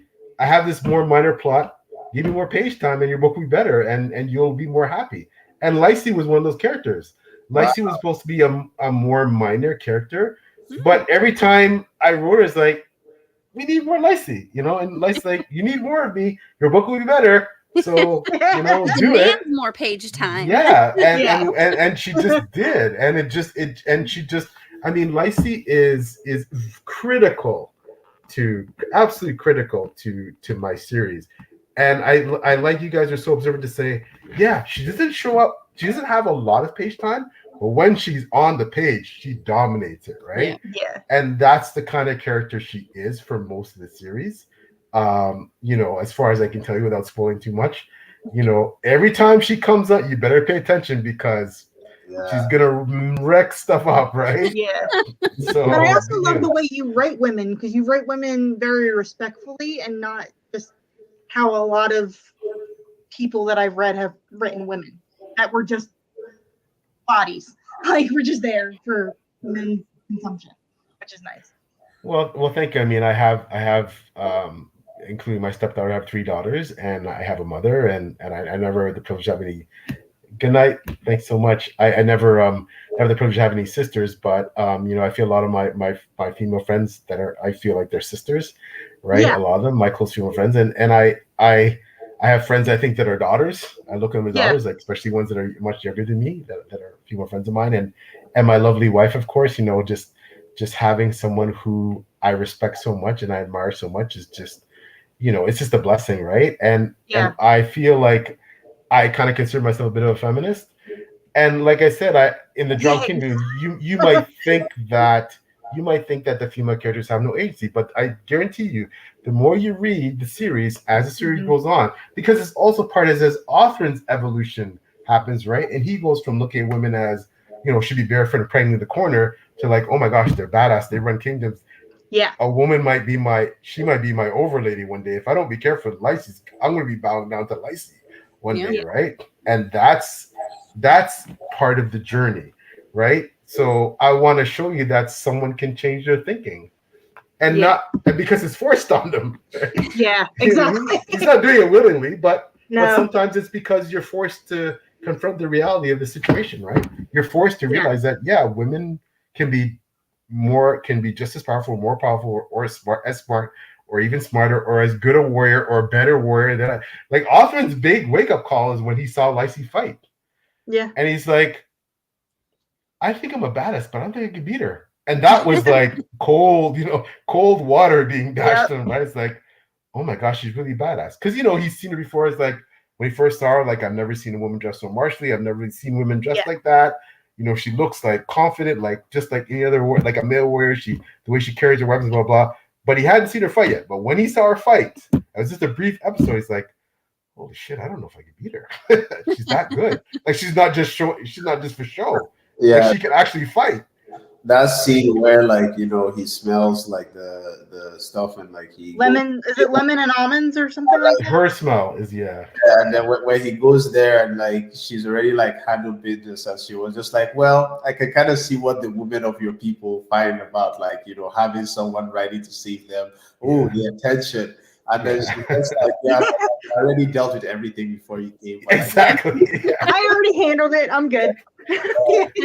Yeah. And that was another one of my favorite scenes, like the emotion of the like, she makes her pitch him again and he turns her down. And you know what? In a way he has to, right? And say, look, I this isn't just about me loving my wife. Like, I've sworn to my overlords. We've set all this stuff up. I've gone through all this stuff to get here. I'm finally be a king. Like, you want me to give all this up? And she's kind of like, well, I would give what I have up for you. Like, so she really messes with his head, eh? She really puts it on him, right? And he thinks about it. But one thing I respect Othrin from, he tries to, it's like Epic said, he tries to stick to his guns. He's not always going to succeed. But he tries to be loyal. He tries to be a good vassal to his overlords. He tries to be a faithful husband. He tries, but he's not always going to succeed, right? He's slowly slipping. Like if you're reading the book and like you're one of those people that are very judgmental, you can judge, you can be like, oh, this guy, terrible person and everything. But what would you do if you were him? Bingo. And that's something very powerful about like fictional books. It's where like depending on how you read it, if you can get yourself to a point where you're reading, and there's something I like about dark books as well, like books that like characters are doing despicable things, but then if you can take a break and ask yourself, what would I actually do in that scenario? You hit the nail on the head, brother. Yeah, you hit the nail on the head. Game of Thrones is like it does that so well, where like with Cersei and her brother and like Tyrion. It's I like, want book 6. Sorry. I want book 6. Yeah, we all do. Them all like multiple times, and I want book 6. We all do, but like we have and I don't know, like Jenn, I know you probably read a lot of Sarah J. Maas, like that stuff. Like I know there's still like a lot of political. I haven't read it, but there's still a lot of political stuff in that. Is that true? Like in a lot of scheming and that in in that stuff too. I know there's romance, but there's Yeah. still some like palace intrigue and whatever. Like that stuff Yeah. fascinates me so because it's like Epic said. What would you do if you're Othrin, you're born the second son in this very privileged society. You know, your kingdom was destroyed. You're the highest ranking leader. You got this angel telling you that you're his son. You have to protect your people. You lead them across this new land. You have all these. You've never been there. You don't know the politics. You don't know the players. You have some advisors. You have people telling you this. You have to right away fighting for your life. You gotta forge alliances. You gotta create a kingdom. Then your overlord has his kingdom stolen. You know, like what would you do? Like if you look at all situations other than we all think, oh no, I would do this. Really? You might get yourself killed, right? Yeah. You know what I mean? You don't know until you're in it. Like you're gonna tell me that in that scenario you're really going to make the moral choice. Yeah. Like Bingo. dude is like is looking at the whole Lysi situation for instance, like, oh, you're really going to stay faithful. Like I'm not like endorsing cheating or anything. Yeah, of course not. But my point is like on what pedestal are you sitting on that you Yep. get? It's easy to judge what pedestal are you, and then it's also funny because it's like a lot of from like the comments from the last video. I literally watched it from scratch again before this one, but like from the comments, from a lot of people want to see Lysi and Orthan end up together. But you do realize he's married, right? Yeah. There's a interesting space of mind. Be like my instinct. I want Orthan to end up with Lysi as well. But like you bring that to real life, then it's like nah. You can't cheat on your wife. Listen, it's horrific. It's gross. It's whatever. But I mean, people were in love with the idea of Jaime and Cersei, his brother and sister, being in love. Right? Yeah. It's totally gross, inappropriate. If this was anything other fictional, you'd be like, oh my god, that's horrific, right? But that was one of the biggest romances of A Song of Ice and Fire. Game of Thrones was one of the biggest romances of our generation. The way of what and the idea is just like because the writer has showed you their perspective, and these are two people that are in love with each other. Not like just like now what? Now of course it's like taboo and no, but like within the frame of that book, you have the freedom to really, really think and explore and feel and have desires that like you cannot really have in real life.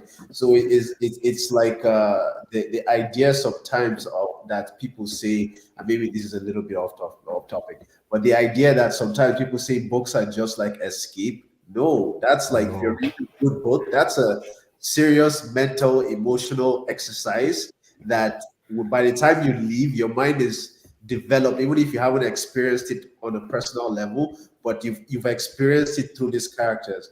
And if the writing is honest, I really believe that you can take something out of it.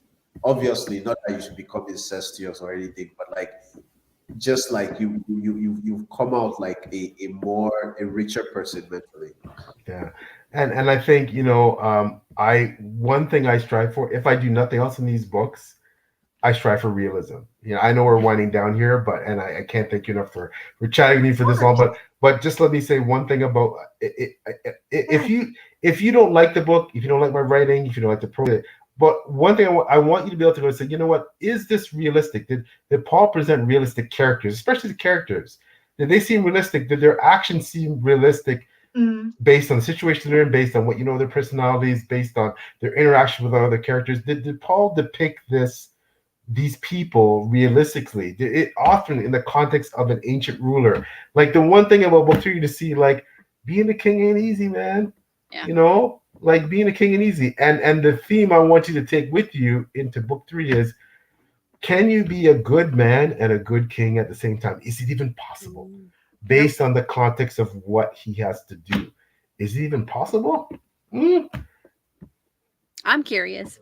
I know it's not my go-to genre, but I will say both Alicia and Epic have said it. Your writing is phenomenal. So even though it's not like a pickup for me, I'm just like, I would just read it because it's so like beautifully written. So thank you so much. I'm very humbled, extremely humbled though. So this will be coming. I'm shooting for possibly April at some point, if that works for you. Yeah, I mean, I'm on vacation early in April, going out of the country. But yeah, anytime April after that, I'm down. I'm absolutely down. I'm just so humbled you want to do it. I warned you that book. Yeah, there's gonna be some scenes that are gonna rip your heart out. No. There's gonna be some scenes that mentally prepare myself that are gonna rip your heart out, and So and tissues? yeah, there's gonna be some scenes. It is a book where, and Epic, you guys are all so excellent with the insights, all three of you. But Epic, you talk about the colonialism and that, like, there's gonna be some stuff in there that's gonna rip your heart out. And even as a picnic for Grimdark, like, I'm looking forward to it. I've been waiting for it, yeah. You can absolutely join for this discussion if you want to. No pressure. Just I'll be happy to come again. Like, would love to have you. Yeah, that was the most emotional book for me to write because of things that happen, and you might even find yourself weeping for Othrin in that book. He goes through a lot. He goes through something. A lot. I felt No, not just this one. Yeah, just lots of stuff. Like it's tough being a king. So read it very slowly. I love, again, I love the way it ended, because a lot of the time, right, you're reading the book and it's like excitement, things are happening here, happening there, and then when it cries, the book just like takes it such a like an earthy tone, because it's like, wow, what did he like? You start to understand, like, you get the scope of what that journey, like, bring out of him emotionally. Like, and I also want to say quickly, remember at the end of he's reflecting on everybody's dead. The people that he cared to see him reach this pinnacle. His uncle's dead. His aunt, who was like his mother figure, is dead. His father's dead. His brother's dead. His mother's dead. The people that he would, it's just like, imagine, you won the Nobel Peace Prize, you graduated from high school, and the people you care about aren't there to celebrate your successes with you, right? Yeah, he's got Glathan and Euthan and his new allies and Welly, but it can't mean as much as these people that he said they're not going to get to see me in my glory. They're not. I got the crown on my head now. I'm the man, but they're not here to see me, You spend your whole life looking for the approval of someone, right? And then, when you get there, like when you finally achieve it and they're not there, it just feels empty. Hollow. Yep. It hollowed out. Bingo. You said it so well. It hollowed out his ultimate achievement of becoming a king. It hollowed it out, and that's what allowed him to start thinking about not so much the achievement itself, but the responsibility and the things he's going to have to deal with. And as much as saying, I'm going to handle it, I'm going to beat off these warlords, I'm going to deal with this, I'm going to deal with that. He's going to see, not easy. It's going to be a lot. So read it slowly. Okay. So yeah. And again, thank you so much for doing this. This has been absolutely amazing. Thank you for joining. Thank you for taking a chance on my book and reading it. Of all the books you could read, that you would take a chance and read mine. And again, if you never read another book, that's fantastic. But if you do, I hope you enjoy the rest of the series. Oh, sorry, I need just this comment I thought of that when Charles became king. Yeah, and think about now, he's got cancer. And he waited longer than any other Prince of Wales to become the king. And now, I mean, God willing, he survives, he gets through it. But what if he passes away soon? He will have only ruled for a year or two. And all of that, it's very ironic. That would be, obviously I'm not wishing that, but that would be extremely, it's tragic, but also ironic that, and all the people clamoring for William to become the king. Well, be careful what you wish for, right? Like, you know what I mean? It's just so, the pathos. Truth is stranger than fiction. Right? Truth is stranger than fiction. So I'm shooting for possibly the end of April, if that works for you. When is your absolutely. Yeah, it's at the beginning. So that would work fantastic. Perfect. I'm shooting for the end of April. That'll give people time to read the book. If you can read the book. And it is there's some slower points where the slower points are all about, you have to understand how things are set up and what this kingdom has going on, the problems. and then the problems explode. Yeah. So you have to see how things are being set up. You have to understand who's who in the zoo, and that you may find that a bit dry but I advise you to read it, because when you read it, it'll give you greater sense. So when things explode later, you'll be like, okay, I get what happened. I needed a quick breather first. Yeah, but the prologue starts off with a bang. So pay very careful attention to the prologue. It starts off with a bang. It does slow down. It starts and stops like this, but then later on, once the book takes off, and like I said, the last third is read it carefully, and there's a lot of, I think, romance in there for those who like romance to keep you. Tragic romance, I think, but in a lot of ways. But I think you will. And again, there's the arrival of the Anib, this mysterious black race. I think will. A lot of people said that they're not what I thought they were. You know, they were like subverted expectations in a way. But I think it's a good way.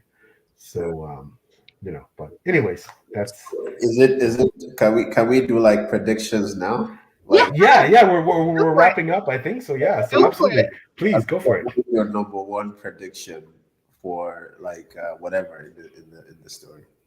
What's gonna happen? Okay. Oh man, I mean, it's more of what I want to happen. Because I don't like cheating, so it's just like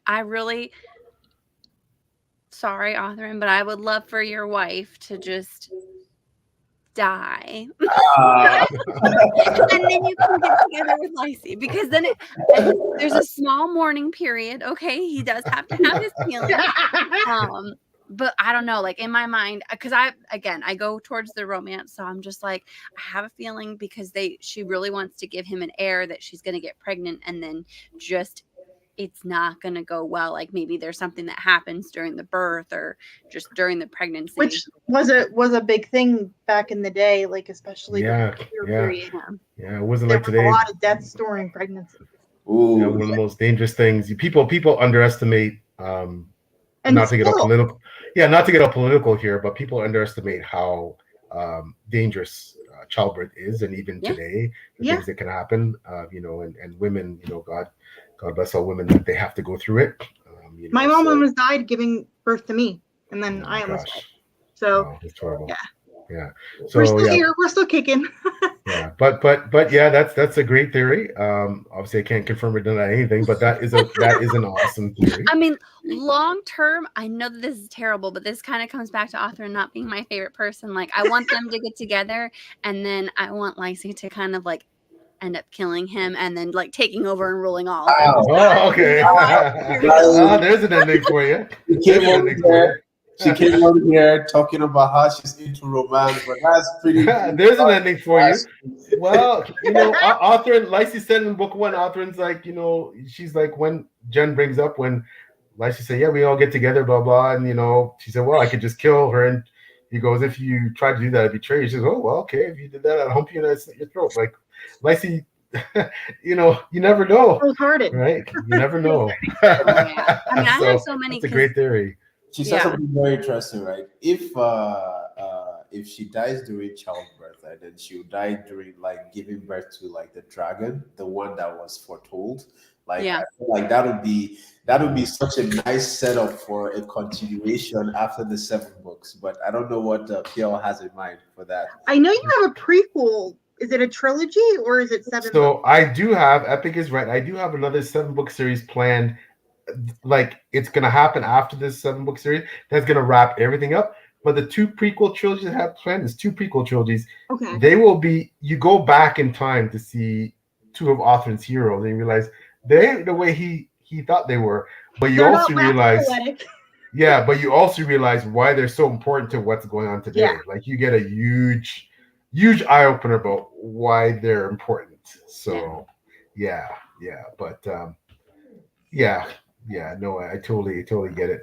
What about you, let's see, what's your prediction? I partially want Aliaz to like pick some ass. I want her to be like, no, you think I'm this wilting flower? I will show you. I don't know if she'll cheat on him first. because I feel like she has every right to, considering what he's done. Sorry. Jen's like, no.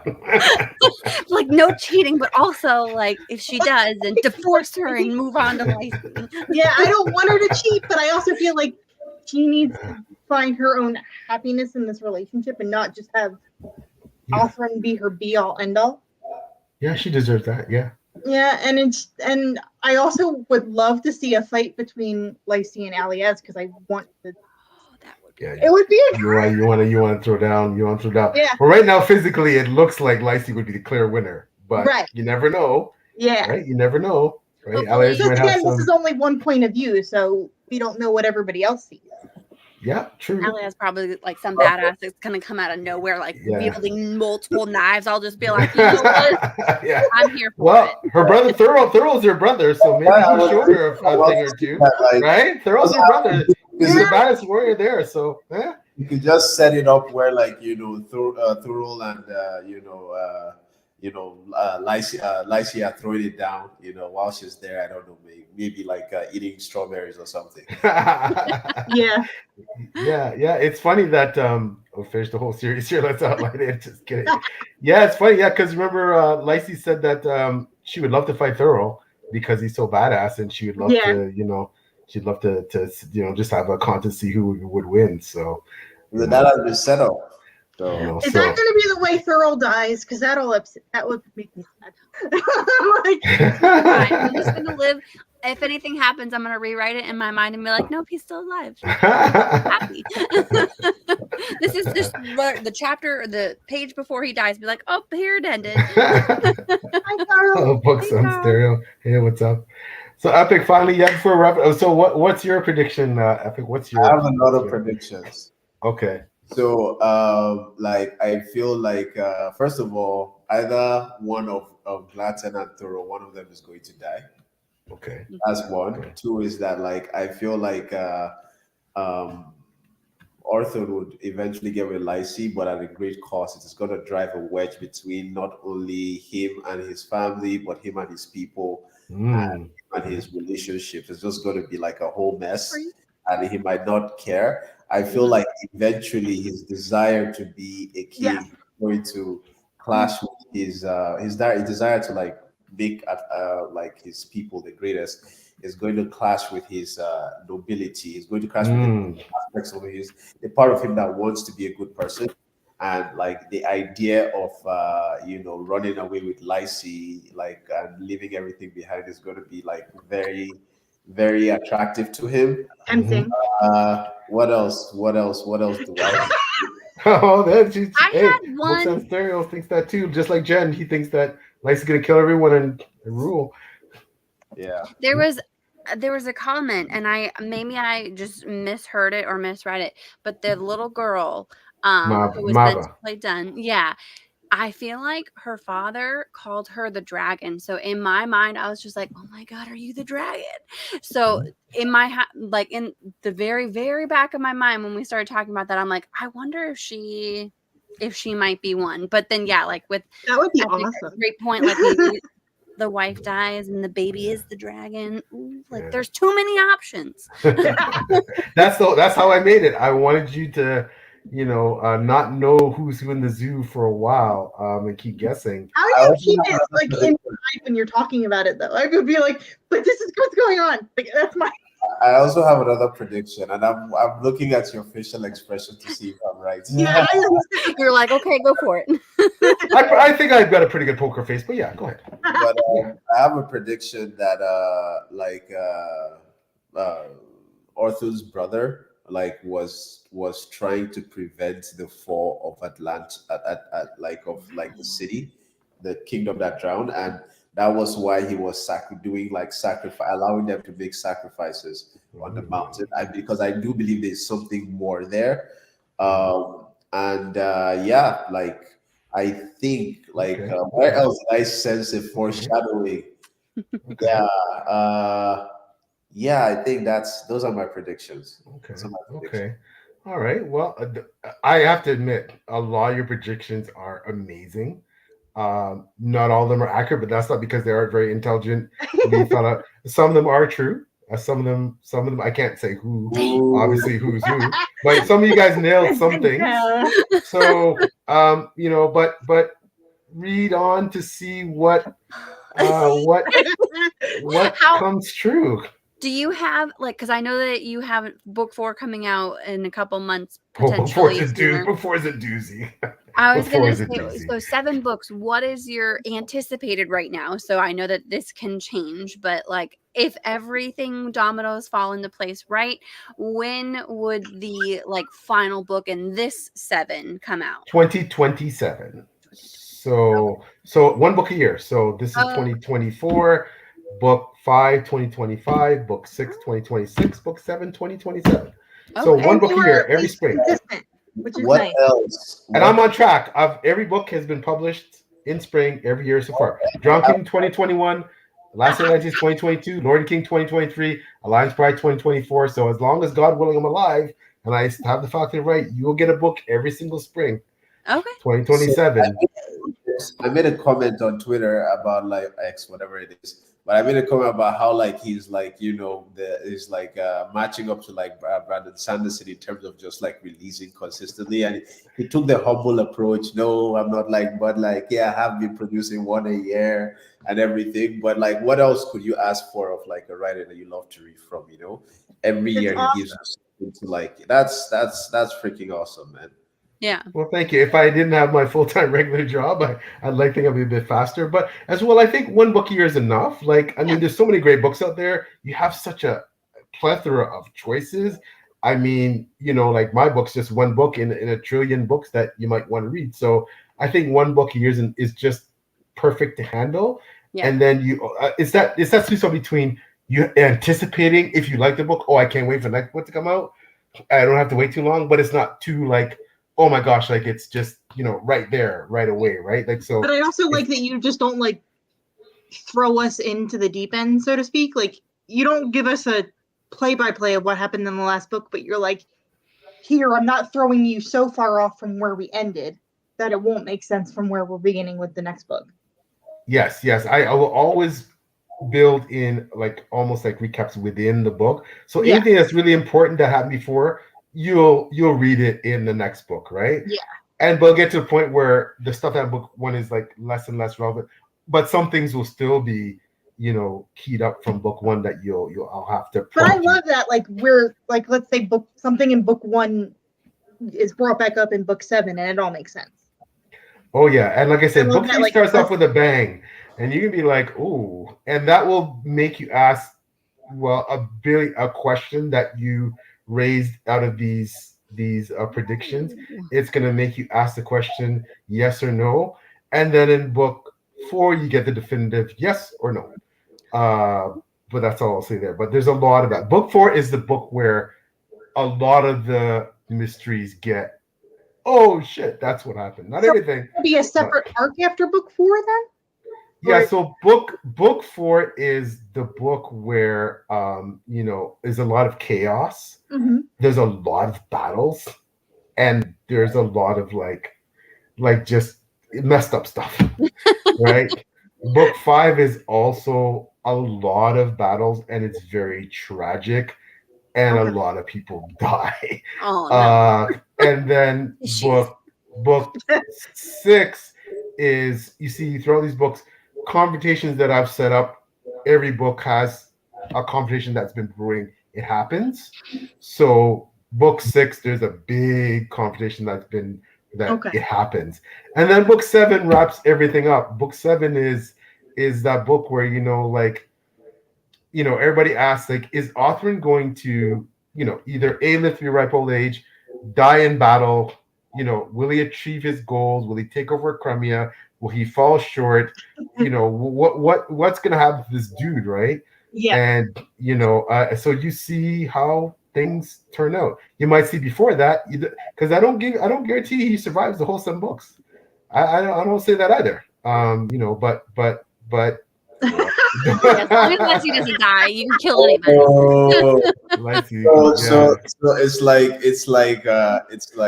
if wow. Just thinking about the impact of Lyce's death.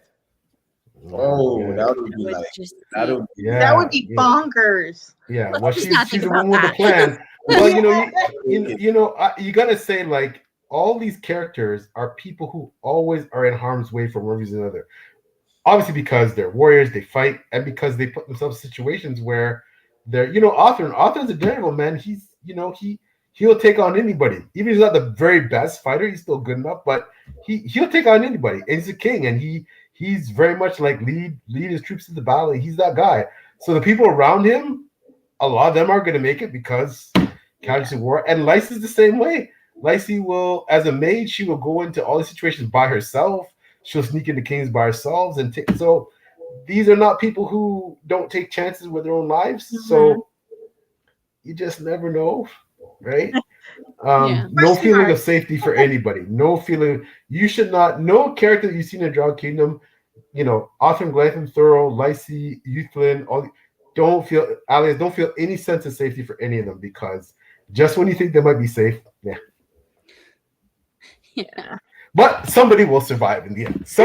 A couple will make it through to the end, right? It's got to be, you know. But it'll be tough for you to see. Watch which one. Alias And be there the one will that be. wins it all. Mava surviving in the end, and the last words are they all died. Oh, spin-offs. Yeah, so as I said, you know, there's another 7-book series that's going to come after Dragon King Saga to wrap up the entire universe. But before I write that, there's 2 prequel trilogies that are coming. The first prequel trilogy is going to be going back right to the beginning of Atalante's origins, and you get to see Atalan, the first king. It's not written through his POV. It's written through the POV of one of his generals, a female character, and you get to see a lot now. You get to see Atalante's when it started, and you get to see Atramland, that other continent, and it's very rich. It's got a lot of different cultures, and it's and you get to see that obviously Othrin's heroes aren't like he thought. Mhm. And then the second prequel trilogy, you get to see the Purple Prince, and that's a couple hundred years forward of that first king of Atlas, so a couple generations now from there. And you can see what was the purple, you know, the Othrin's obsessed with the Purple Prince. Well, you hear some things about him, and you're like, and no, he's not like what Othrin thinks. So There's 2 things there that made me like interested. The first one was that he had a female general, so like Atlantics wasn't always like no. That's one. And then I remembered something you said in the book initially about like how they were not initially like of the one God religion, and then like he got converted after he was, I think, captured, and like the Purple Prince was a pagan, and it was from the Purple Prince that they all turned to the and something happened to him that made him, and that's a messed up story. So I can't wait for you to read. I'm so excited. You know, his character. He's going to be an extremely colorful character, and he's going to figure. He's a really important character. That's all I can say. He's a critical character in the whole thing. So, you know, anyways, yeah. So that's I'm excited to bring those. It's gonna be nice to like. I love Othrin. I'm gonna miss him when I'm not writing about him anymore. But it's gonna be nice to write about these other new characters, right? And you know, and show you, like I said, after I tore down Atalantics, a lot of people are like, oh my gosh, it sounds so beautiful, and I wish you could have spent. Well, now you're going to see what it was like in 2 different periods of its history, Right? 2 very important periods, you know, of its history, what it was like, right? And who were the people that inhabited it, and are these what's the truth behind all these stories? Yeah. Right. So I have a question, like, and I just read the book, so I shouldn't have this question, but like, who was the first person that wielded the sword that Orton has now? The magic. I'm sorry. Who was the first person that wielded? Was it the Purple Prince or was it Atalan? No, neither one. So the Purple Prince inherited the sword. So Atalan, you know, the Purple Prince inherited the sword. It had been in the royal family a couple generations before him. So you know, and you will see all of that in the prequel trilogies, and that sword is critical. That sword is a very important sword. So you know, but yeah, the Purple Prince, Atalan, Arklan, the Purple Prince, that's when people started thinking the sword was cursed. because no one had ever fallen in battle with it before, and Arkland was the most badass warrior of his generation, and yet he died with the sword in his hand. So I have another prediction. Okay. Like the soul of Atlan is the one talking in the sword. Oh, that's your. Oh, so like the voice in the sword that says "Join us." That's Adlan, the first king. Yes. Okay. I like that. You know what? Again, an excellent prediction. I wish I could confirm or deny, but you know, we'll just have to wait till 2027. No, yeah, I don't know. You might not have to wait that long to find out. You'll find out much more about the sword, especially in book 4 and 5. Okay. I found out a lot about that sword in book 4 and 5. And like I said, if you keep reading, the mysteries will unfold. Okay. You know, but yeah, I think that, you know, there's a lot to absorb. And, you know, if you guys ever have questions, I'm honored that, you know, message me and chat, you know, and I can't wait to chat about your books. Those of you who are writing books and like get to do this with your books, analyze your stuff, hopefully have you on page chewing to talk about your books. Yeah, Jenn, are you sure, Jenn? Are you sure you're not a writer? Are you sure you're not?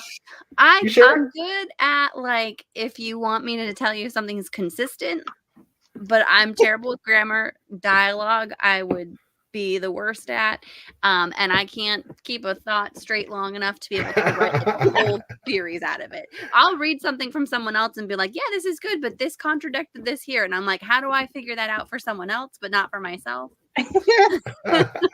Well, you never know. You may know, but I mean, I didn't write my first book till my 50s, so well, there's still time for me.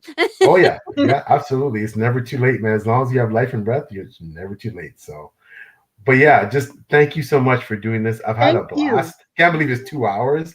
I could chat with you guys. I know. I'm so sorry that we kept you this long, but thank you. No, not all. No, I'm not. No, it's no, not all. I'm just honored to be able to chat with you. I have a blast. I know. Like I said, I could chat for another 2 hours, but everybody's got to go and go to bed and do whatever they're gonna do. So it's still pretty early for Epic, I imagine, because you're 3 hours behind, right?